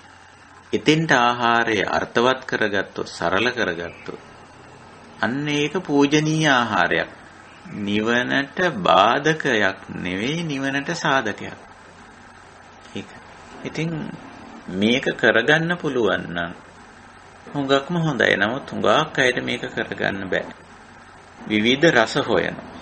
විවිධ වර්ග හොයනවා. ආහාර විවිධ විදියට සකස් කරන. ඒ කියන්නේ බාහිර හැඩය විවිධ විදියට. ඊට අදාළ උපකරණද නේ.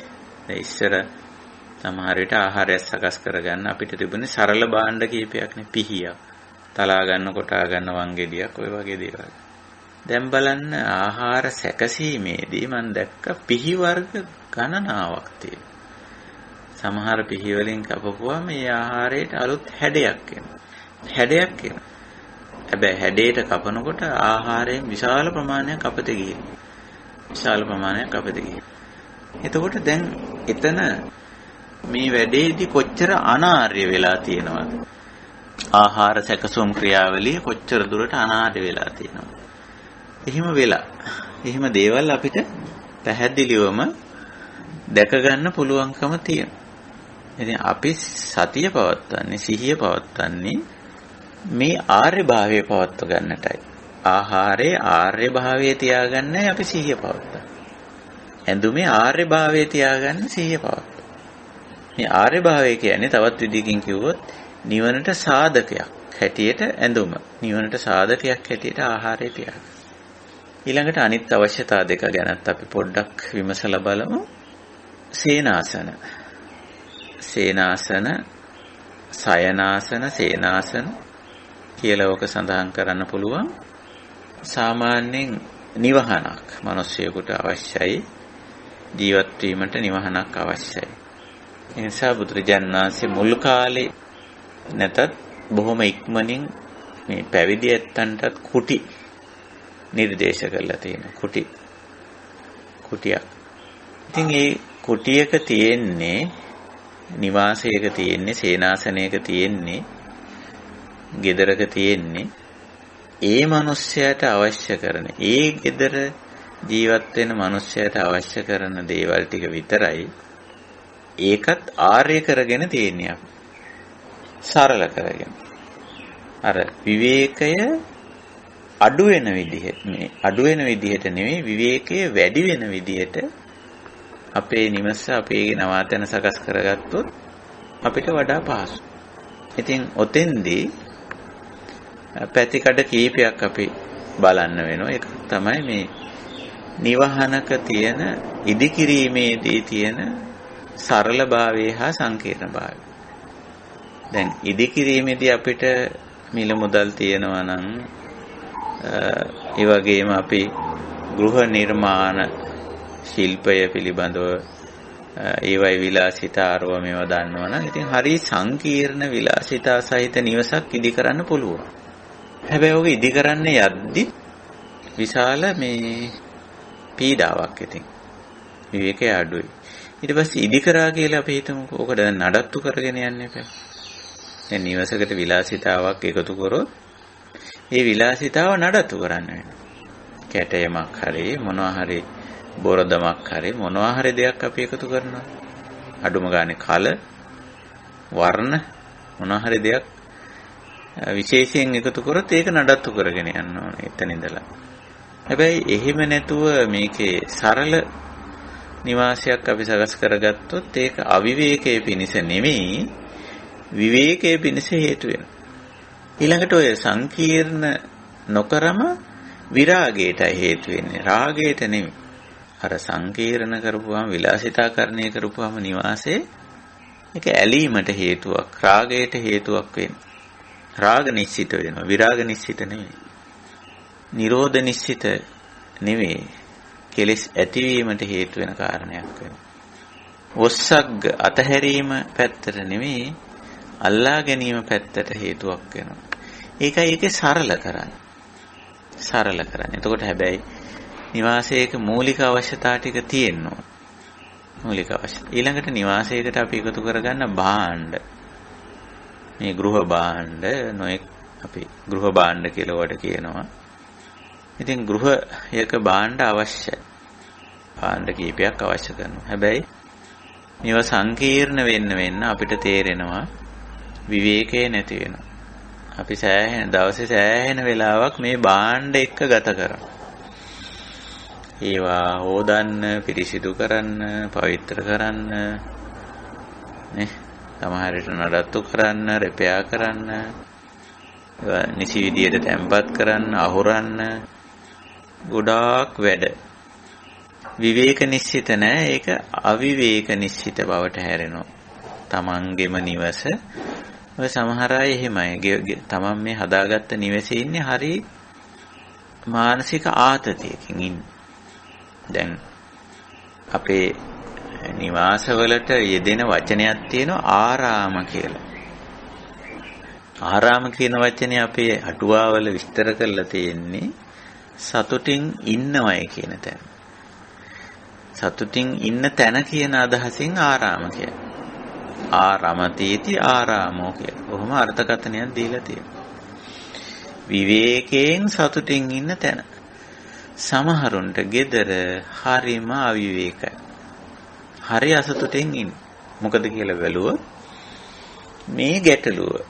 ඒ කියන්නේ gedara බඩු වැඩි, නිවස සංකීර්ණයි. දැන් මේ සංකීර්ණ නිවාසයේ නඩත්තු කරගන්න බෑ. ඒකයි. ඉතින් ගෙදරට ආපුවම මේක පේන්න පටන් ගන්නවා. ඉතින් මනසට පීඩාවක්. ගෙදර බඩු වැඩි. එතකොට මේ සංකීර්ණතාවය ඇති වෙනවා. දැනෙන්න පටන් ගන්නවා. මෙහිම අපහසුතාවයක් දැනෙන්න පටන් ගන්නවා. ඒවා එක වැඩ. ඊළඟට ඉතින් දැන් සමාජික සංඛ්‍යාව නුතුඟක් ගෙවල් වල අඩුයිනේ. අද වගේ ඉස්සර වගේ නෙමෙයි. ඒතකොට වැඩ එක්කෙනෙකුට දෙන්නෙකුට පැට වෙනවා. ගෙදර තියෙන වැඩ. මේවට අදාළ කාර්යය. එතකොට තවත් මේක පීඩාවක් වෙනවා. ඉතින් කියනවා මේ ගෙදර සේරම වැඩ මට කරන්න වෙලා තියෙනවා කියලා. දැන් ඔය අවිවේක නිශ්චිත භාවය ඊළඟට රාග නිශ්චිත භාවය ඔය වගේ දේවල් වලට මේවයි විවේකයේ නැති වෙන්නේ. ඒ වගේම ඇලීම වැඩි වෙන, කෙලෙස් වැඩි වෙන එක වළක්වන්න තමයි ඔය සේනාසනය ආරාමයක් කරගන්න පුළුවන්කම තියෙනවා. සරල තැනක් බවට පත් කරගන්න පුළුවන්කම. ඉතින් දැන් උගක් වෙලාවට ඔතන නෑ. අපි කුටියක් හදන්න ගියත් සමහර අය මේකේ ඔක්කොම දේවල් ඕකස්සට ඔබ්බන්න බලනවා. එතකොට මොකද වෙන්නේ? දැන් මේක ටිකක් එක්ක ලොකු වෙනවා. එහෙම නැත්නම් මේක ඇතුලේ හිර වෙනවා. මේ වර්ග ප්‍රමාණයෙන් පුංචි එකකට ඔක්කොම ඔබන්න පටන් ගන්නවා. සියලුම දේවල් ඔබන්න. එතකොට මොකද වෙන්නේ? ඉතින් අර ගැටලුව ඇති. ඊට පස්සේ සේනාසනය නිවනට බාධකයක් වෙනවා. කුටිය නිවනට බාධකයක් වෙනවා. සාධකයක් වෙන්නේ. ඒකයි. ඉතින් ඔය ඔස්සේ ඉතිරි එකටත් පොඩ්ඩක් අවධානය යොමු කරමු. ගිලානපච්චය, බේසජ්ජ, පරික්කාර. මෙතන තුනක් කියලා තියෙනවා. ගිලානපච්චය කිව්වේ ශරීරයේ ඇති වෙන වෙහෙස අඩු කරගන්න අපි පාවිච්චි කරන දේ. ආහාර නෙමෙයි. ගිලානපච්චය කියන්නේ. ඉතින් අපි යම් දේවල් භාවිතා කරනවා. වතුර තමයි වැඩිපුර බොන්නේ. අපි තේ බොනවා සමහර වෙලාවට. ඔය යම් බීම වර්ග පානය කරනවා. ඉතින් ඒ වයිදිත් අපි මේ වෙහෙස අඩු කරන ජලයත් ඖෂධීය වශයෙන් වැදගත් වෙන පානයකොත් අපිට සකස් කරගන්න පුළුවන් නම් ගිලානපච්චය හැටියට හොඳයි. ගිලානපච්චයක් ඉතින් අවශ්‍ය කරනවා. ශාරීරික වෙහෙස, අප්‍රාණික භාවය මේක අඩු කරගන්න පාවිච්චි කරන දෙයට ගිලාන පච්චය කියලා කියන්නේ. ඊළඟට බේසජ්‍ය කියන්නේ ලෙඩ රෝග වලට අපි පාවිච්චි කරන දේවල්. බේසජ්‍ය සිංහලෙන් බෙහෙත් කියන. ඒවත් ඉතින් අපි ඒව නැති අවශ්‍යයි. ඒව අපිට සීමා කරන්න පුළුවන් කමක් නැහැ. ඉඩක් වුණොත් බේත ගන්න වෙනවනේ. ඊළඟට තියෙන්නේ පරික්කාර. පරික්කාර කිව්වම පිරිකර කියලා අපි සිංහලෙන් ඕකට කියනවා. භාණ්ඩ හා සේවා වලට තමයි පරික්කාර කියන්නේ. ඇතැම් භාණ්ඩ අපිට අවශ්‍ය වෙනවා. දැන් කෑම ගන්න පිඟානක් ඕන වෙනවා. කෑම ගන්න පිඟානට කියන්නේ පාත්‍රය කියලා. පත්ත කියලා කියන්නේ. පිඟාන කිව්වත්, පත්ත කිව්වත්, පිශීල කිව්වත්, දාරෝප කිව්වත් ඔය බුද්ධ දේශනාවෙම සඳහන් වෙනවා. අපිට නම ප්‍රශ්නයක් නැහැ. ආහාර ගන්න බඳුනක් අවශ්‍යයි. ඉතින් ඒක සරල භාණ්ඩයක් කරගන්න පුළුවන් නම් හොඳයි. බින්දෙන්නේ නැති එක. හුඟක් වෙලාවට පාවිච්චි කරගන්න පුළුවන් නම් ගොඩ කාලයක් පවත්වා ගන්න පුළුවන්. මාල කන්නේ නැති, වියෝජනේ වෙන්නේ නැති එකක්, බින්දෙන්නේ නැති එකක් වුණොත් සෑහෙන කාලයක් එක බඳුනයි එතකොට අවශ්‍ය වෙන්නේ. එක බඳුනයි. නැත්තම් භාජන ගොඩක් නේ, භාණ්ඩ ගොඩක් නැතුව කීපයකට සීමා කරගන්න පුළුවන්කම තියෙනවා නම් අපිට මේක එතකොට අපි නිතරම සිහිය පවත්වන්න ඕන මේක කොහොමද අඩු කරගන්නේ කොහොමද? වැඩි කරගන්න පැත්තට නෙමෙයි අඩු කරගන්න පැත්තට සිහිය පවත්වා ගැනීම. ඒකයි. දැන් අපි අද කතා කරන්නේ ආර්ය අෂ්ටාංගික මාර්ගයේ සති මාර්ගාංගයනේ. එතකොට මම අද කතා කරන්නේ ඔය උපසේ ගැන විතරයි. මේක තමයි කමඨහන. මේ අපේ දවසේ ඔය හතරේ අනිවාර්යෙන් නිරත වෙන්න. ඔය හතර අපිට අවශ්‍යයි. ආහාරය, ඇඳුම, ආහාරය, නිවාසය, ඔය අනිකුත් දැන් අපි කතා කරන දේවල්. ඉතින් මේවා පුළුවන් තරම් අර විචිත්‍ර බව, විසිතුරු බව, බහු භාණ්ඩික කියලා බොහෝ සංඛ්‍යාවෙන් වැඩි බව මෙන්න මේවා අඩු කරගන්න පුළුවන් නම් අපිට මේවා නිවනට සාධක වෙනවා, බාධක වෙන්නේ නැහැ. විවේක නිශ්චිත වෙනවා. අවිවේක නිශ්චිත වෙන්නේ විවේකයේ වැඩි වෙන්න හේතුවක්. ඒ වගේම රාග නිශ්චිත නෙවෙයි විරාග නිශ්චිත වෙනවා. නොඇලීමට හේතුවක් වෙනවා. ওই විදිහට. ඉතින් හොඳයි. ඔය සම්මා සති යේ ප්‍රායෝගික නැත්තම් කමඨහන පැත්ත මම ඔය කතා කරේ. න්‍යායික පැත්ත නෙමෙයි හුඟක්ම කතා කරේ. ඉතින් ඊළඟට අපි ඕකේ තවත් අධ්‍යාත්මික පැත්තට අදාළ වෙන විදිහේ දේවලුත් කතා කරා. ඔය සති සම්බොජ්ජංග, ධම්මවිචේ සම්බොජ්ජංග, විරිය සම්බොජ්ජංග කතා කරද්දී හුඟක්ම අපිට මේ එදිනෙදා ජීවිතයේදී මේ හතර පිළිබඳ සිහිනුවන පවත්ව ගන්න පුළුවන් නම් වාක්ම මම හිතනවා ඒක අපිට නිවනට සාධකයක් වෙයි, බාධකයක් නෙවෙයි.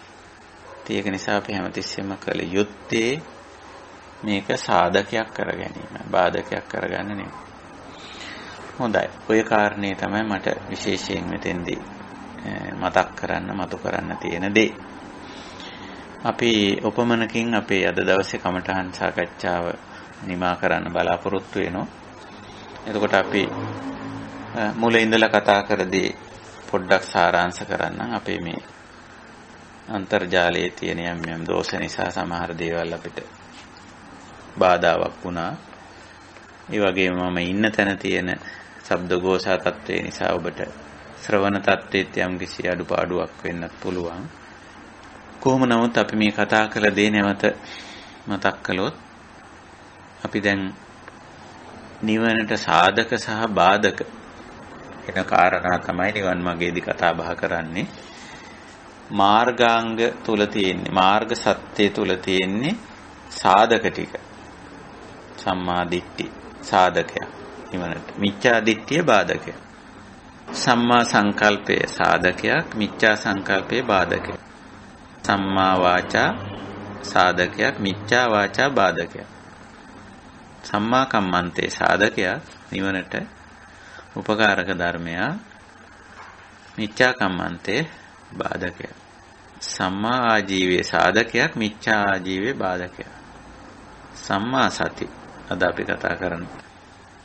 සම්මා වායාම සාධකයක්, මිච්ඡා වායාමයේ බාධකයක්. සම්මා සතිය සාධකයක්, මිච්ඡා සතිය බාධකයක්. සම්මා සමාධිය සාධකයක්, මිච්ඡා සමාධිය බාධකයක්. ඒතකොට දැන් අපිට පේනවා මේ ආර්ය අෂ්ටාංගික මාර්ගය ඇතුළත් වෙලා තියෙන්නේ සාධක ටික. උපකාරක ධර්ම ටික. නිවනට උපකාරී වෙන කාරණා ටික ඇතුළත් වෙලා තියෙනවා.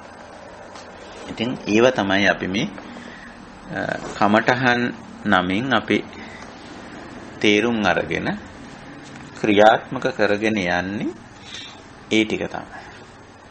ඉතින් අද අපි මේ සතිය කොහොමද ප්‍රායෝගික කරගන්නේ? හුඟක් අය අර ආරම්භක දේවල් තුල තමයි සතිය හැමතිස්සෙම දැන් තාමත් ගෙනියන්නේ. සතිය පවත්වනවාද කියලා අපි අහුවොත් හුඟක් අය ඔව් කියනවා. අපි ආනාපාන සතිය වඩනවා කියලා කියනවා. ඊළඟට සක්මන් කරනවා කියලා කියනවා. ඔය දෙක හුඟක් වෙලාවට සතිය වඩනවා කියලා අහුවම කියන්නේ. එදිනෙදා වැඩ සිහියෙන් කරනවද කියලා ඔන්න අහුවම එතෙන්දී නම් ටිකක්. ඒක එච්චර කියන්නේ නැහැ. ඊළඟට අපි මේ අද කතා කරා වගේ මේ දවසේ අපි ලෞකිකත්වයට අදාළ දේවල් මේ ආහාර නිවාස ඇඳුම් බෙහෙත් ද්‍රව්‍ය භාණ්ඩ වස්තු භාණ්ඩ හා සේවා පරිහරණය කර. ඒකෙදි ඔය කියන විදිහට විවේක නිශ්චිත වෙන්න, විරාග නිශ්චිත වෙන්න, නිරෝධ නිශ්චිත වෙන්න, ඔස්සග්ග පරිණාමණය වෙන විදිහට මේවා පිළිබඳ සිහිනුවන වීර්ය පවත්වනවාද කියලා ඇහුවොත් එතෙන්දී නම් ගොඩනෙක් අසමර්ථ වෙලා. හැබැයි නිවන සාධනය වෙන්නේ මෙතෙන්දී තමයි. මෙතෙන්දී තමයි අර ආනාපාන සතිය කියන්නේ සතිය දියුණු කරන්නයි. සති ගුණය වර්ධනය කරගන්න. ඒ වගේම ඉරියාපත සතිය කියන්නේ සති ගුණය වර්ධනය කරගන්න. සම්පජඤ්ඤ සතිය වර්ධනය කරගන්න. අපි ඉන්ද්‍රිය ධර්ම ගැන කතා කරන්නේ. දැන් සති ඉන්ද්‍රිය වර්ධනය වුණායින් පස්සේ ඒක සති බලයක් වෙනවා. බලය කියන එක නිතරම නිවනට බාධකයේ වෙන කාරණේ මැඩපවත්වලා සාධකය ඉදිරියට ගන්න එක තමයි ඒ බලයේ තියෙන ලක්ෂණ. එතකොට සති බලය කිව්වම ඕක තමයි අපි කරන්නේ. චීවරේ, පිණ්ඩපාතේ, සේනාසනේ, ගිලාන ප්‍රත්‍යේ නිවනට බාධක වෙන දේ පිළිබඳ අවදීන් ඉන්නේ නිතරම. විමසුම් නුවණින් යුක්තයි, වීර්යයෙන් යුක්තයි. ඊළඟට සාධක වෙන කාරණේ තමයි නිතරම ඉස්සරහට ගන්න බලන්නේ. බාධක වෙන කාරණේ පස්සට දාන්න උත්සාහ කරනවා. ඒ විදිහටයි මේ සති මාර්ගාංගය කමඨහනක් බවට පරිවර්තනය වෙන්නේ. නිවනට උපකාරක වෙන ක්‍රියාකාරකමක්. අපි කිව්ව කමඨහන් කියන්නේ ක්‍රියාකාරකම්. ඇක්ටිවිටීස්. හැබැයි නිකම්ම ක්‍රියාකාරකමක් නෙවෙයි කමඨහනක් කියන්නේ. කුසලයේ වැඩෙන ක්‍රියාකාරකමක්. අකුසලයේ ගෙවෙන ක්‍රියාකාරකමක්. තවත් විදිහකට කිව්වොත් නිවනට සාධකයක් වෙන ආකාරයට, නිවන සාධනය වෙන ආකාරයට යමක් භාවිතා කරන්න, පරිහරණය කරන්න, පාවිච්චි කරන්න, නිර්මාණය කරන්න, සකස් කරන්න උත්සාහ කිරීම. නිවනට බාධකයක් වෙන විදිහට නෙවෙයි, සාධකයක් වෙන විදිහට. හැමතිස්සෙම දවසේ අපි හැම විටම මේ පැත්ත තමයි හිතන්නේ. ඒකයි. හොඳයි. අපි ඔතකින් අද කමඨහන් සාකච්ඡාව නිමා කරනවා.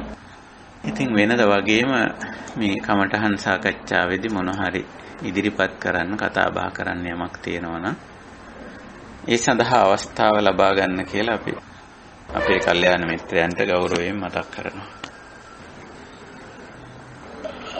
සෝන්වහස් ප්‍රශ්නයක් අහන්න අවසර මට අද මේ මම කම්පියුටර් නෙවෙයිකින්ද මේ අත උස්සන්න කම ෆෝන් එකකින් ගන්නවා.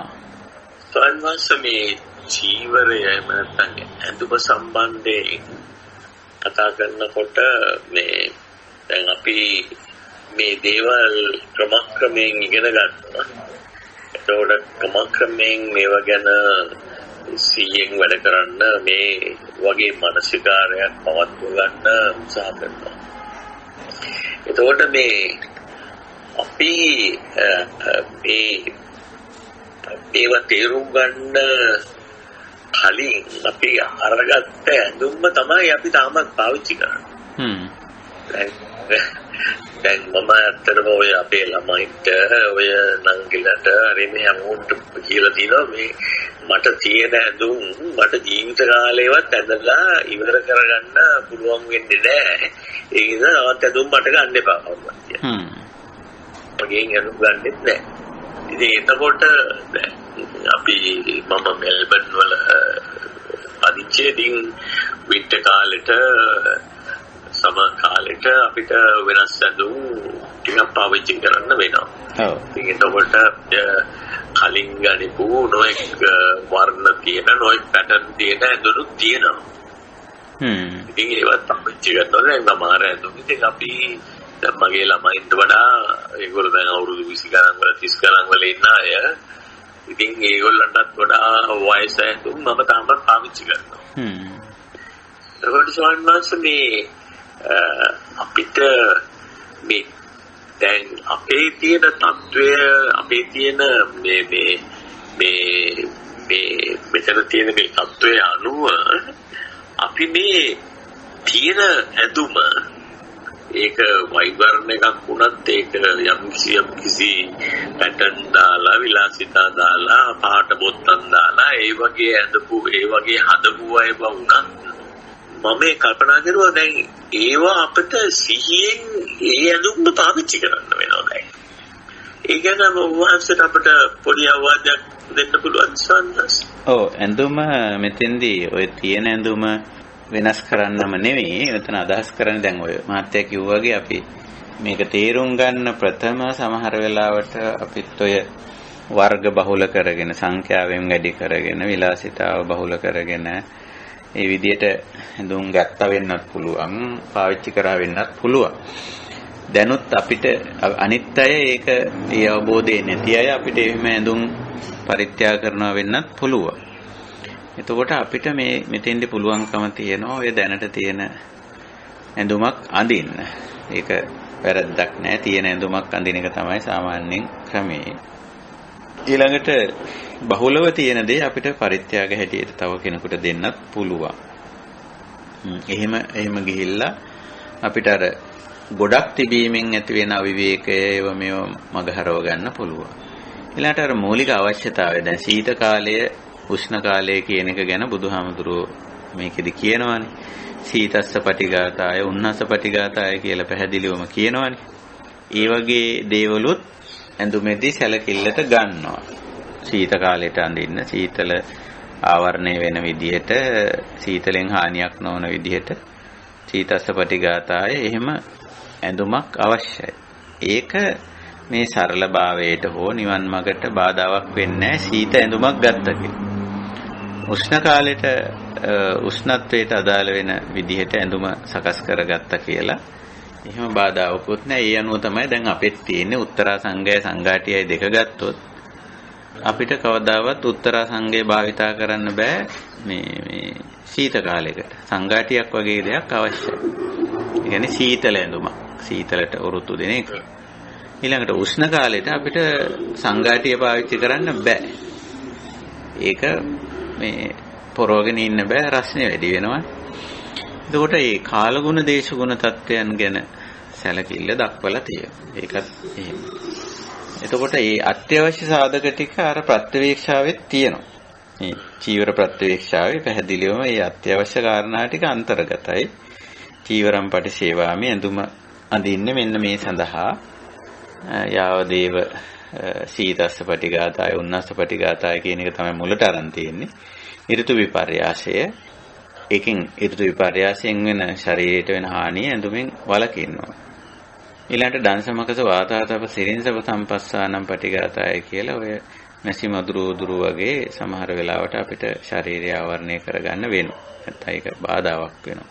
ඊළඟට හිරිකෝපීන පටිච්චාදනත්තා සාමාන්‍ය සම්මත හැටියට විලිබිය වසාගෙන සිටීම සඳහා කියලා. ඉතින් ඔය මৌলিক අවශ්‍යතා ටික සහිතවයි අපි ඇඳුම පාවිච්චි කරන්නේ. නමුත් දැනට අපිට ලැබිලා තියෙන ඇඳුම් අපි පරිහරණය කරනවා. දැන් අපිට උනත් අපි සරල ඒ කියන්නේ චීවරෙත් දැන් සමහර වෙලාවට අපේ චීවර කියන්නේ මම මෙතන අදහස් කරන්නේ අපේ ඇඳුම පැවිදි ඇත්තන්ගේ ඇඳුමත් සමහර වෙලාවට දැන් සංකීර්ණ වෙනවා. නමුත් අපි නිතරම උත්සාහ කරනවා සංඛ්‍යාව අඩු කරගෙන අර සරලම සිවුර අඳින්න. ඇතැම් විට කෙනෙක් ඊට වැඩි වෙනස් එකක් පූජා කරන්න පුළුවන්. දැන් ඔය මහත්තුරුන්ට පරිත්‍යාග කරනවා කියන අනිත්‍ය ඥාතීන් දරුවෝ ඒගොල්ලෝ ගෙනල්ලා එහෙම පරිත්‍යාග කරනවානේ. ඒක ඉතින් අපිට ප්‍රතික්ෂේප කරොත් එහෙම ඒ අයගේ හිත නරක වෙලා මොන හරි වෙන්නත් පුළුවන්. ඒක නිසා අපි ඒක බාර ගන්නවා. බාරගෙන ඉතින් ඕනනම් අපිට ඒක වෙන කෙනෙකුට පරිත්‍යාග කරන්නත් පුළුවන්. එහෙම නැත්නම් සැරයක් දෙසරයක් එයාගේ හිත හොඳ වෙන්න අඳින්නත් පුළුවන්. නමුත් අපි අධ්‍යාත්මිකව මේ සරල භාවයේ තුලම ඉන්නවා තවදුරටත්. අර ඇඳුම් වල විලාසිතා සංඛ්‍යාව ඔය වගේ දේවල් ගැන යන්නේ නැහැ. එහෙම නොගිහින් තියෙන ඇඳුමක් පරිහරණය කරන්න බාධාවක් වෙන්නේ නැහැ ඇත්තටම. ඒකයි තියෙන්නේ. වර්ෂාන්වන්ස දැන් ඒ වගේ මානසිකාරයක් ඇඳුමක් පරිහරණය කරන වෙලාවේදී ඒ කියන්නේ ඇඳුමක් තෝර අඳින්න දැන් අද දුතේ මම මොකක්ද අඳින්නේ කියලා ඇඳුමක් තෝරගන්න වෙලාවකදී හෝ එහෙමක් ඇඳුමක් අඳින වෙලාවකදී ඒ වගේ මානසිකාරයක් අපිට පවත්වන්න සිද්ධ වෙනවා ඒකට නේද? ඔව් ඇඳුමක් තෝරද්දී ඉතින් ඒක අර මූලික අවශ්‍යතාවය විතරයි විලිවසා ගැනීම ඍතුව කාලගුණ දේශගුණ තත්ත්වේ සමහරට අපි වැඩකට අඳිනකොට දැන් අපි වුණත් ඔය පරණ මේ සිවුරක් තියාගෙන ඉන්න වැඩක් කරනකොට ඒක පොරව ගන්න. ඔය එක දේවල් තැවරිලා තීන්ත ගෑවිලා රෝමියෝ වෙලා තියෙන එකක් තියෙනවා. ඒක අපි වැඩට අඳිනවා කියලා වැඩක් කරනකොට ඉතින් කොහොමදත් යම් දේ ගෑවෙන නිසා ඒක පොරව ගන්න. එතකොට ඒ වගේ සමහර වෙලාවට ඒ වැඩේට ගැලපෙන ඇඳුම අපි ඇඳ ගන්නවා. කාලගුණ දේශගුණ තත්ත්වයට ගැලපෙන ඇඳුම ඇඳ ගන්නවා. ඒ වගේ තියෙනවා. ඉතින් මේක අර අපි මේක අර සංඛ්‍යාව අපිට කියන්නත් බෑ. ඔය විවිධ වර්ග ගැන කියන්නත් බෑ. ඒවා පුළුවන් තරම් අඩු කරගෙන සංඛ්‍යාව අඩු කරගෙන කොටින්ම කිව්වොත් නිවනට සාධකයක් වෙන විදිහට අපි ඇඳුම පරිහරණය කරන්න යමු. ඒකයි ඉතින් මේකේ සමස්තාර්ථය. සමස්තාර්ථය ඒකයි. ඒකෝර සෝනස් මට මේ තව ප්‍රශ්නයක් මේ කතා කරද්දී මේ ඔළුවට ආපු ප්‍රශ්නයක්. දැන් මේ අපිට සමහර වෙලාවට අපිට යන්න වෙනවා යම් කිසි කාර්යාලයකට යම් කිසි වැඩක් කරවගන්න.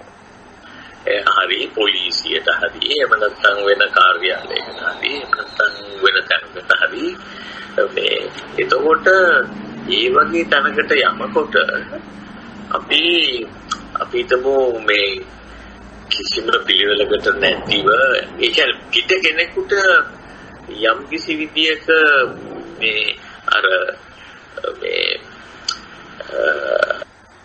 එයා තුළ නිකන් වැරදි ආකල්පයක් නොවන විදියට අපි ඇඳගෙන යන්න ඕනේ කියලා කල්පනා කරුවොත් එහෙම ඒක මොකද?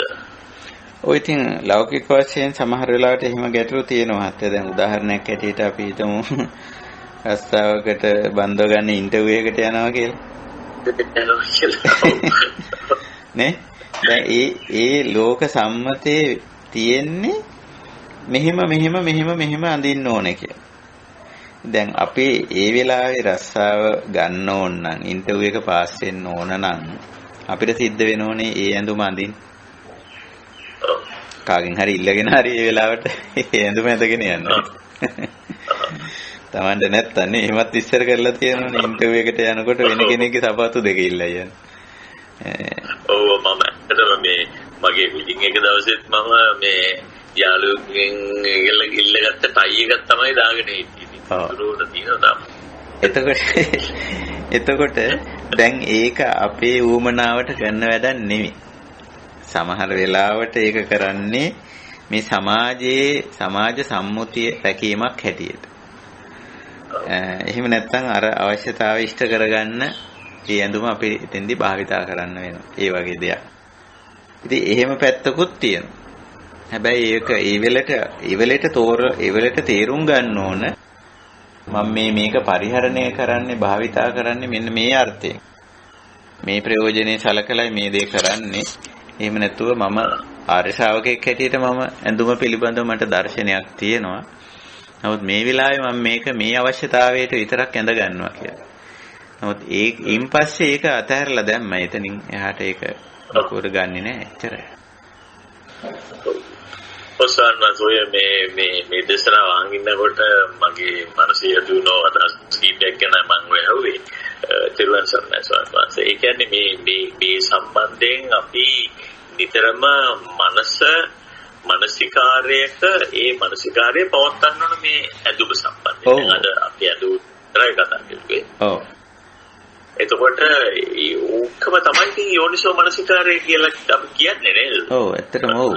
සිහිය තියාගෙන මේ විදිහට භාවිතා කිරීම, මේ විදිහට පරිහරණය කිරීම.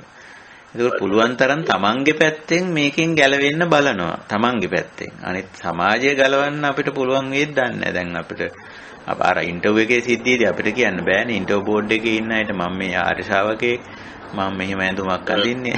ඒවා අදාළ වෙන්නේ නැති වෙන්න පුළුවන්. ඒගොල්ලෝ කියන්න පුළුවන් ඔය ඇඳුම ඇඳන් එනවා නම් අපි ඉන්ටර්විව් එකට ගන්නවත් නැහැ කියලා. නේ?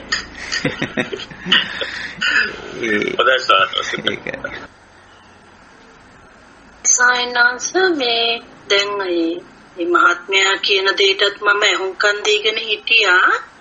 දැන් මම ඇත්තටම මේ වෙලාවේ අර හිතේ දැන් මේ වෙලාවේ පවතින ඒ ඇතුම සම්බන්ධයෙන් පවතින தත්ත්වය ගැන මෙනෙහි කරලා බලනකොට වැටහුණු දෙයක් තමයි ස්වාමීන් වහන්සේ ඒ අර අභිනන්දති අභිවදති අජ්ජෝසායති කියන ධර්මතාවය හොඳට පිරික්සා බලනකොට අභිනන්දනයක් නැත්තම් ඒ සතුටු වෙන්නේ නැත්තම් ඒ වෙලාවේ බැසගෙන ඒ පිළිබඳ වාසය කරන්නේ නැත්තම් කියන තැන හොඳට කල්පනා කරලා බලනකොට එහෙම නොවේ නම් එහෙම ප්‍රශ්නයක් නෑ නේද ස්වාමීන් වහන්සේ මොන ඒ කියන්නේ දැන් ඇත්තටම මම කල්පනා කරලා බැලුවා මීට ටික කාලයකට ඉස්සෙල්ලා තිබුණු ඇඳුම් සමහර ඇඳුම් අයින් කරලා තියෙන්නේ. ඒ කියන්නේ ඒවැ වර්ණවත් බව, ඒ කියන්නේ අර විලාසිතා බව නිසා.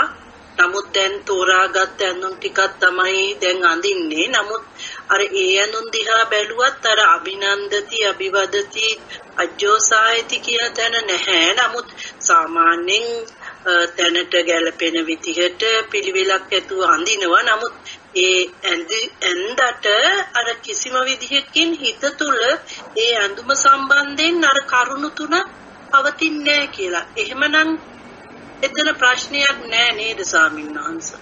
ඔව් ඒක හරි. ඒ පැත්ත අපි කෙලින්ම ආර්ය මාර්ගයේදී අත්හරිනවා. අභිනන්දනය, අභිවදනය සහ අජ්ජෝසායතිත්‍ත්‍ති කියන්නේ ඒක දැඩිව බැසගන්නේ නැහැ. අනිත් පැත්තෙන් හැබැයි අර අපි මේ කතා කර ඒක බාධකයක් නොවෙන්න. ඒ කියන්නේ සංඛ්‍යාවෙන් අඩු කරගන්න එක, විලාසිතාවෙන් අඩු කරගන්න එක, වර්ග වලින් අඩු කරගන්න එක, ඒ පැත්තට ගියාම අපිට පහසුවක් තියෙනවා. අර විවේකය තියෙන නිසා. නැත්තම් අපි මනසින් ගත්තේ නැතත් අර ගොඩක් දේවල් තියෙනකොට පොඩ්ඩක් ඒවා ගැන බලන්න කියන්න, පවත්ව ගන්න ඒ වගේ හේතුවක් වෙනවා. විශේෂයෙන් භාණ්ඩ වගේ දේවල් සමහර වෙලාවට අපි මනසින් ඒක අභිනන්දන, අභිවදන, අජ්ජෝසන කරන්නේ නැති වුණාට සමහරට ඕවා තියෙනකොට ටිකක් පවත්ව ගන්න, නඩත්තු කරගන්න ඒ වගේ පැත්තක් තියෙනවනේ. ඒ අර්ථයෙන් ගත්තම ඔය දෙකම තියෙනවා ඇත්තටම අපේ දහමේ. අර මූලික දේ ඔබතුමී කියපු එක හරි. ඒකෙන් අභිනන්දනය කරන්නේ ඒක තිබ්බා කියලා හරි ඒක අභිවදනය කිරීමකුත් නැහැ. ඒක ගැන උජාරුවට කතාවකුත් නැහැ. ඒ වගේම අජ්ජෝසනයකුත් නැහැ. ඒක තුල මම මගේ මට ඕන හැටියට පවත්වනවා කියලා දැඩිව බැස ගැනීමකුත් නැහැ. මොකද ඒවා ධර්මාවබෝධයට ගියාම මේ ගැටලු ටික මග හැරෙනවා. ඊළඟට අනිත් පැත්තට කියන මේ විවේක කියන කාරණේ වගේ පැති වලින් ගත්තම මේ අපිට මේක අඩු වෙන ප්‍රමාණයෙන්, සංඛ්‍යාවෙන්, විචිත්‍රත්වයෙන්, විවිධත්වයෙන්, විලාසිතාවෙන් පුළුවන් තරම් අවම කරන ගත්තම ඒකේ ලොකු පහසුවක් තියෙනවා. ලොකු සහනයක් තියෙනවා. ඔය මං ආහාර ගැනත් කිව්වේ, නිවාස ගැනත් කිව්වේ, භාණ්ඩ හා සේවා ගැනත් කිව්වේ. ඒ විදිහට. ඉතින් ඒක මට ඒක වැටහුණා. මම ඒ පැත්තත් කතා නොකර හිටියේ. දැන් ඇත්තටම කියනවා නම් අර මුලදිට වඩා සෑහෙන ඇඳුම් ප්‍රමාණයක් අයින් කරා කියලා තේරෙනවා. ඒ කියන්නේ අපි සමහර වෙලාවට විවිධ වර්ණ වලින් ජැකට් ඇඳා. ඒ ආකාරයට. දැන් එකකට සීමා වෙලා තියෙනවා. අර සියලු මේවා අයින් කරලා ලොකු මනසට ලොකු පහසුවක් දැනෙනවා ඒ තුල ඉන්නකොට. ඒක ඇත්ත. මම ඔබ වහන්සේ කියන එක නම් ඉස මුතුනින්ම පිළිගන්නවා ස්වාමීන් වහන්සේ. දැන් හුඟක් වෙලාවට අර තියෙන ඇඳුම් ප්‍රමාණය ඇත්තටම බැලුවොත් මේ දැන් තියෙන එකයි මුලින් තිබුණු ඇඳුම් ප්‍රමාණයත් එක්ක බලපුවාම ඇත්තටම අනවශ්‍ය ඇඳුම් තොගයක් තමයි රැස් කරගෙන තබාගත්තේ කියන එක තමයි තේරුනේ. සපත්තුද අපි දැන් කාන්තාවන් වශයෙන් පරිහරණය කරන දේවල් ගොඩාක් වෙලාවට අනවශ්‍ය විදිහට රැස් කරගත්ත දෙයක් තමයි තිබුණේ කියන එක තමයි මට අද දේශනාව තුලින් වටහා ගත්තේ. එහෙමයි ස්වාමීන් වහන්සේ. තෙරුවන් සරණයි. අවසරයි ස්වාමීන් වහන්සේ. සමහර ගිහි උදවියගේ අදහසක් තියෙනවා විශේෂයෙන්ම භික්ෂුන් වහන්සේලාට දානයක් දෙනකොට පරිම විදියට සංඛ්‍යාව කොටස් මේ ආහාර වර්ග වැඩි කරලා ඒගොල්ලන්ට පුළුවන් විදිහට දක්ෂයි ඒගොල්ලෝ යන්න. ඉතින් හුඟක් දේවල් පූජා කරනවා භික්ෂුන් වහන්සේලාට දානෙට. සමහරවිට භික්ෂුන් වහන්සේලාට ඒක කරදරයක් වෙන්නත් පුළුවන් මේ පාත්‍රේ ඉඩක් නැතුව ඇති. ඉතින් මේ මොදවියට අවවාද කරුවොත් ඒක පව් කියලා පවක් වෙනවා කියලා කියනවා. නෑ සමහරව ඕක වැරදි අර්ථකථනයක් කරන මේ දානෙට බාධා කරනවායි කියලා මම දැකලා තියෙනවා. මේ ආමුදුරුරුත් ඔය වගේ ප්‍රකාශනය කරනවා මම අහලා තියෙනවා. මම ඕක මේ දානපලකදිත් ඕක මේ ආමුදුරු කෙනෙක්ම කියනවා මම අහගෙන හිටියා. ඒක කුසලයට බාධා කිරීමකුත් නෙමෙයි. අපි ආහාරයක් සම්පාදනය කරද්දී නිතරම අර පෝෂණය ගුණය ගැනම යොමු කරන්න ඕන අවධානය මේ ගොඩාක් ගෙනියන්න අවශ්‍ය නැහැ. දැන් ලෙඩ රෝගයකින් පෙළෙන කෙනෙක් නම් ඒ ස්වාමීන් වහන්සේ උන්වහන්සේගේ ලෙඩ රෝග ආදී වැඩි නොවන විදිහට ආහාරය සකස් කරන්න, පෝෂණය ගුණය ඇති වෙන විදිහට සකස් කරන්න. එතකොට ඒකට වර්ග ගණනාවක් වමනා වෙන්නේ නැහනේ. ඊට අදාළ වර්ග කීපයයි. සමහරට ස්වාමීන් වහන්සේත් එක්කත් කතා කරලා උන්වහන්සේට විශේෂ ලෙඩ රෝග තියෙනවද? එහෙමනම් ඒවා වැඩි වෙන විදිහ ආහාර පාන උනක් තියෙනවනේ. ඒවා මගහැරලා අර පෝෂණ ගුණය ජීවිත පැවැත්මට උපකාරී වෙන විදිහට ඒක සකස් කරන්න අවවාද අනුශාසනා කරන එක තමයි හරිම ක්‍රමය, ආර්ය ක්‍රමය. ඒක අර දානෙට බාධාවක් කිරීමක් වෙන්නේ නැහැ. ඔය එකෙන් විසිතුරු බව නැති වෙයි. අර ගොඩාක් දේවල් උස්සගෙන යනවා. ඉතින් අපි දන්නවා දැන් පන්සල් වලට දාන ගේනකොට මේ අපේ පන්සල් වල තියෙන ප්ලාස්ටික් භාජන මේ ලොරි ගාන බලපුවම එකතු වෙලා. මේ මොකද මේ දාන ගේනවා කිව්වම මේ ඇත්ත හිතනවා මේ එකක් දෙකක් ගෙනිහිල්ලා හරිනේ. ඉතින් 4 5 බලපුවම 4 5 10 12 තියෙන එකම දේ. වර්ග වැඩි වෙලා විතරයි. මේ ඉතින් එහෙම වර්ග වැඩි කිරීමේ අවශ්‍යතාවයක් නැහැ. ඇත්තටම ඕක දාණයට බාධා කිරීමක් නෙවෙයි මහත්තයා, හොඳ උපදේශයක් දෙන්නේ. මෙහිමයි මේක කරන්නේ.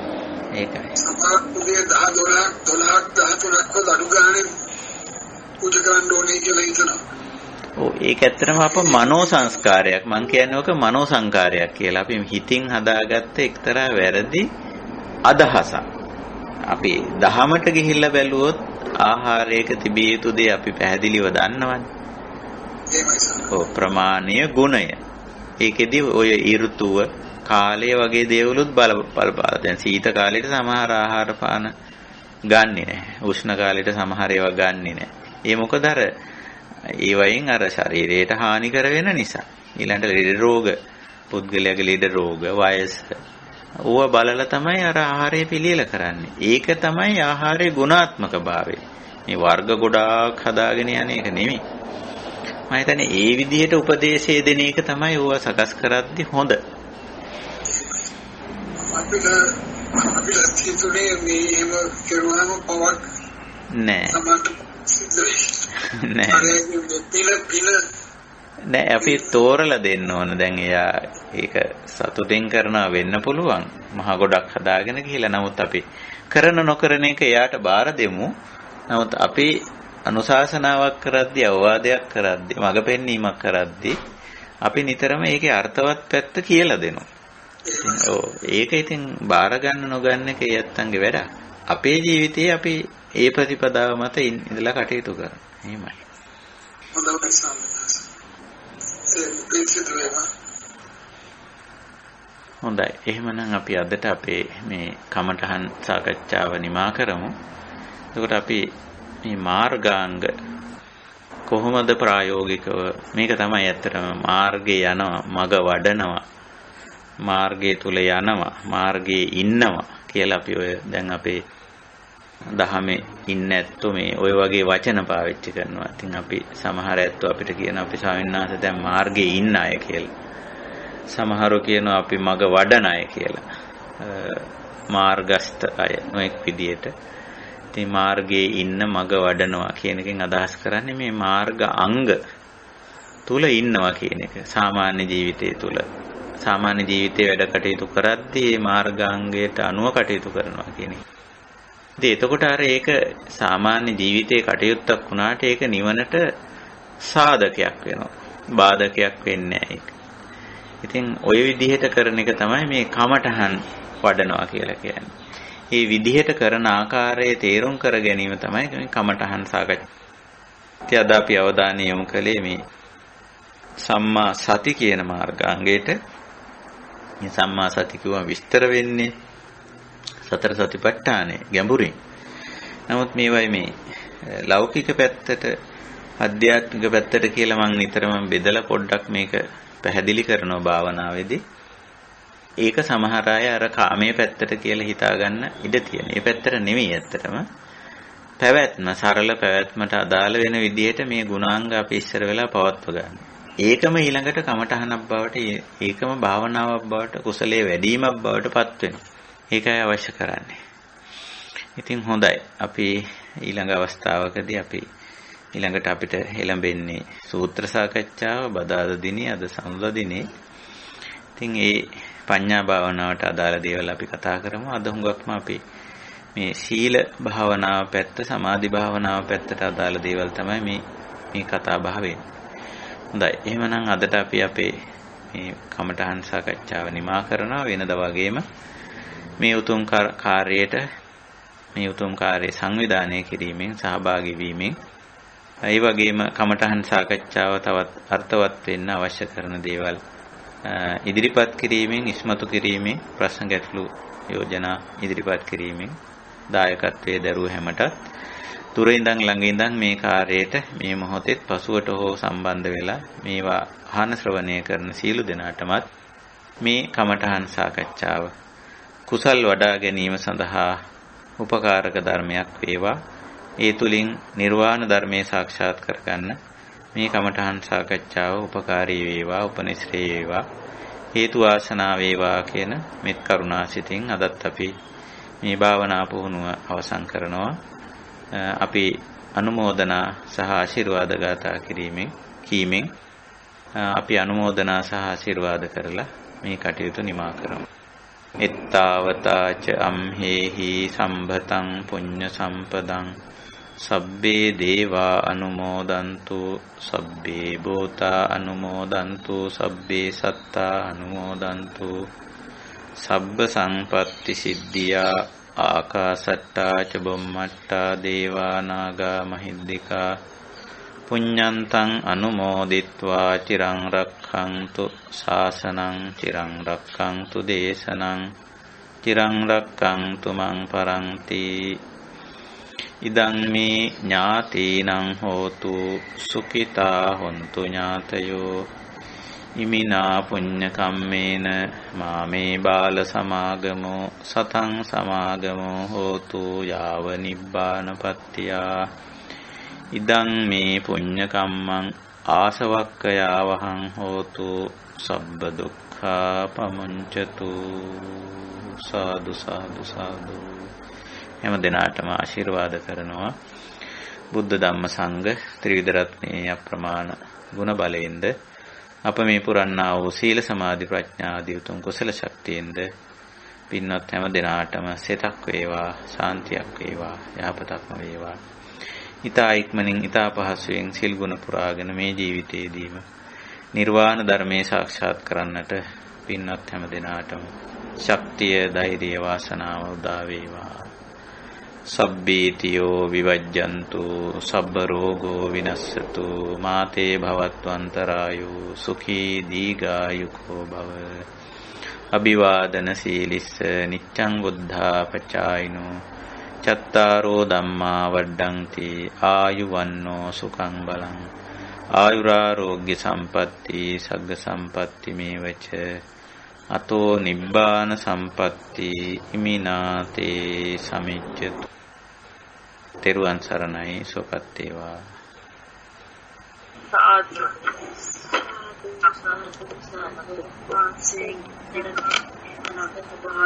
දුක් නිරෝගී භාවයෙන් ලැබේවා. සියලු දෙනාටම තෙරුවන් සරණයි. තෙරුවන් සරණයි. සුවපත් වේවා. තෙරුවන් සරණයි ස්වාමීන් වහන්සේ. සියලු දෙනාටම තෙරුවන් සරණයි. ඔබ වහන්සේට නිදුක් නිරෝගී චිරජීවනයේ ලැබේවා. සුවපත් වේවා ස්වාමීන් වහන්සේ. හැම දිනාටම තෙරුවන් සරණයි.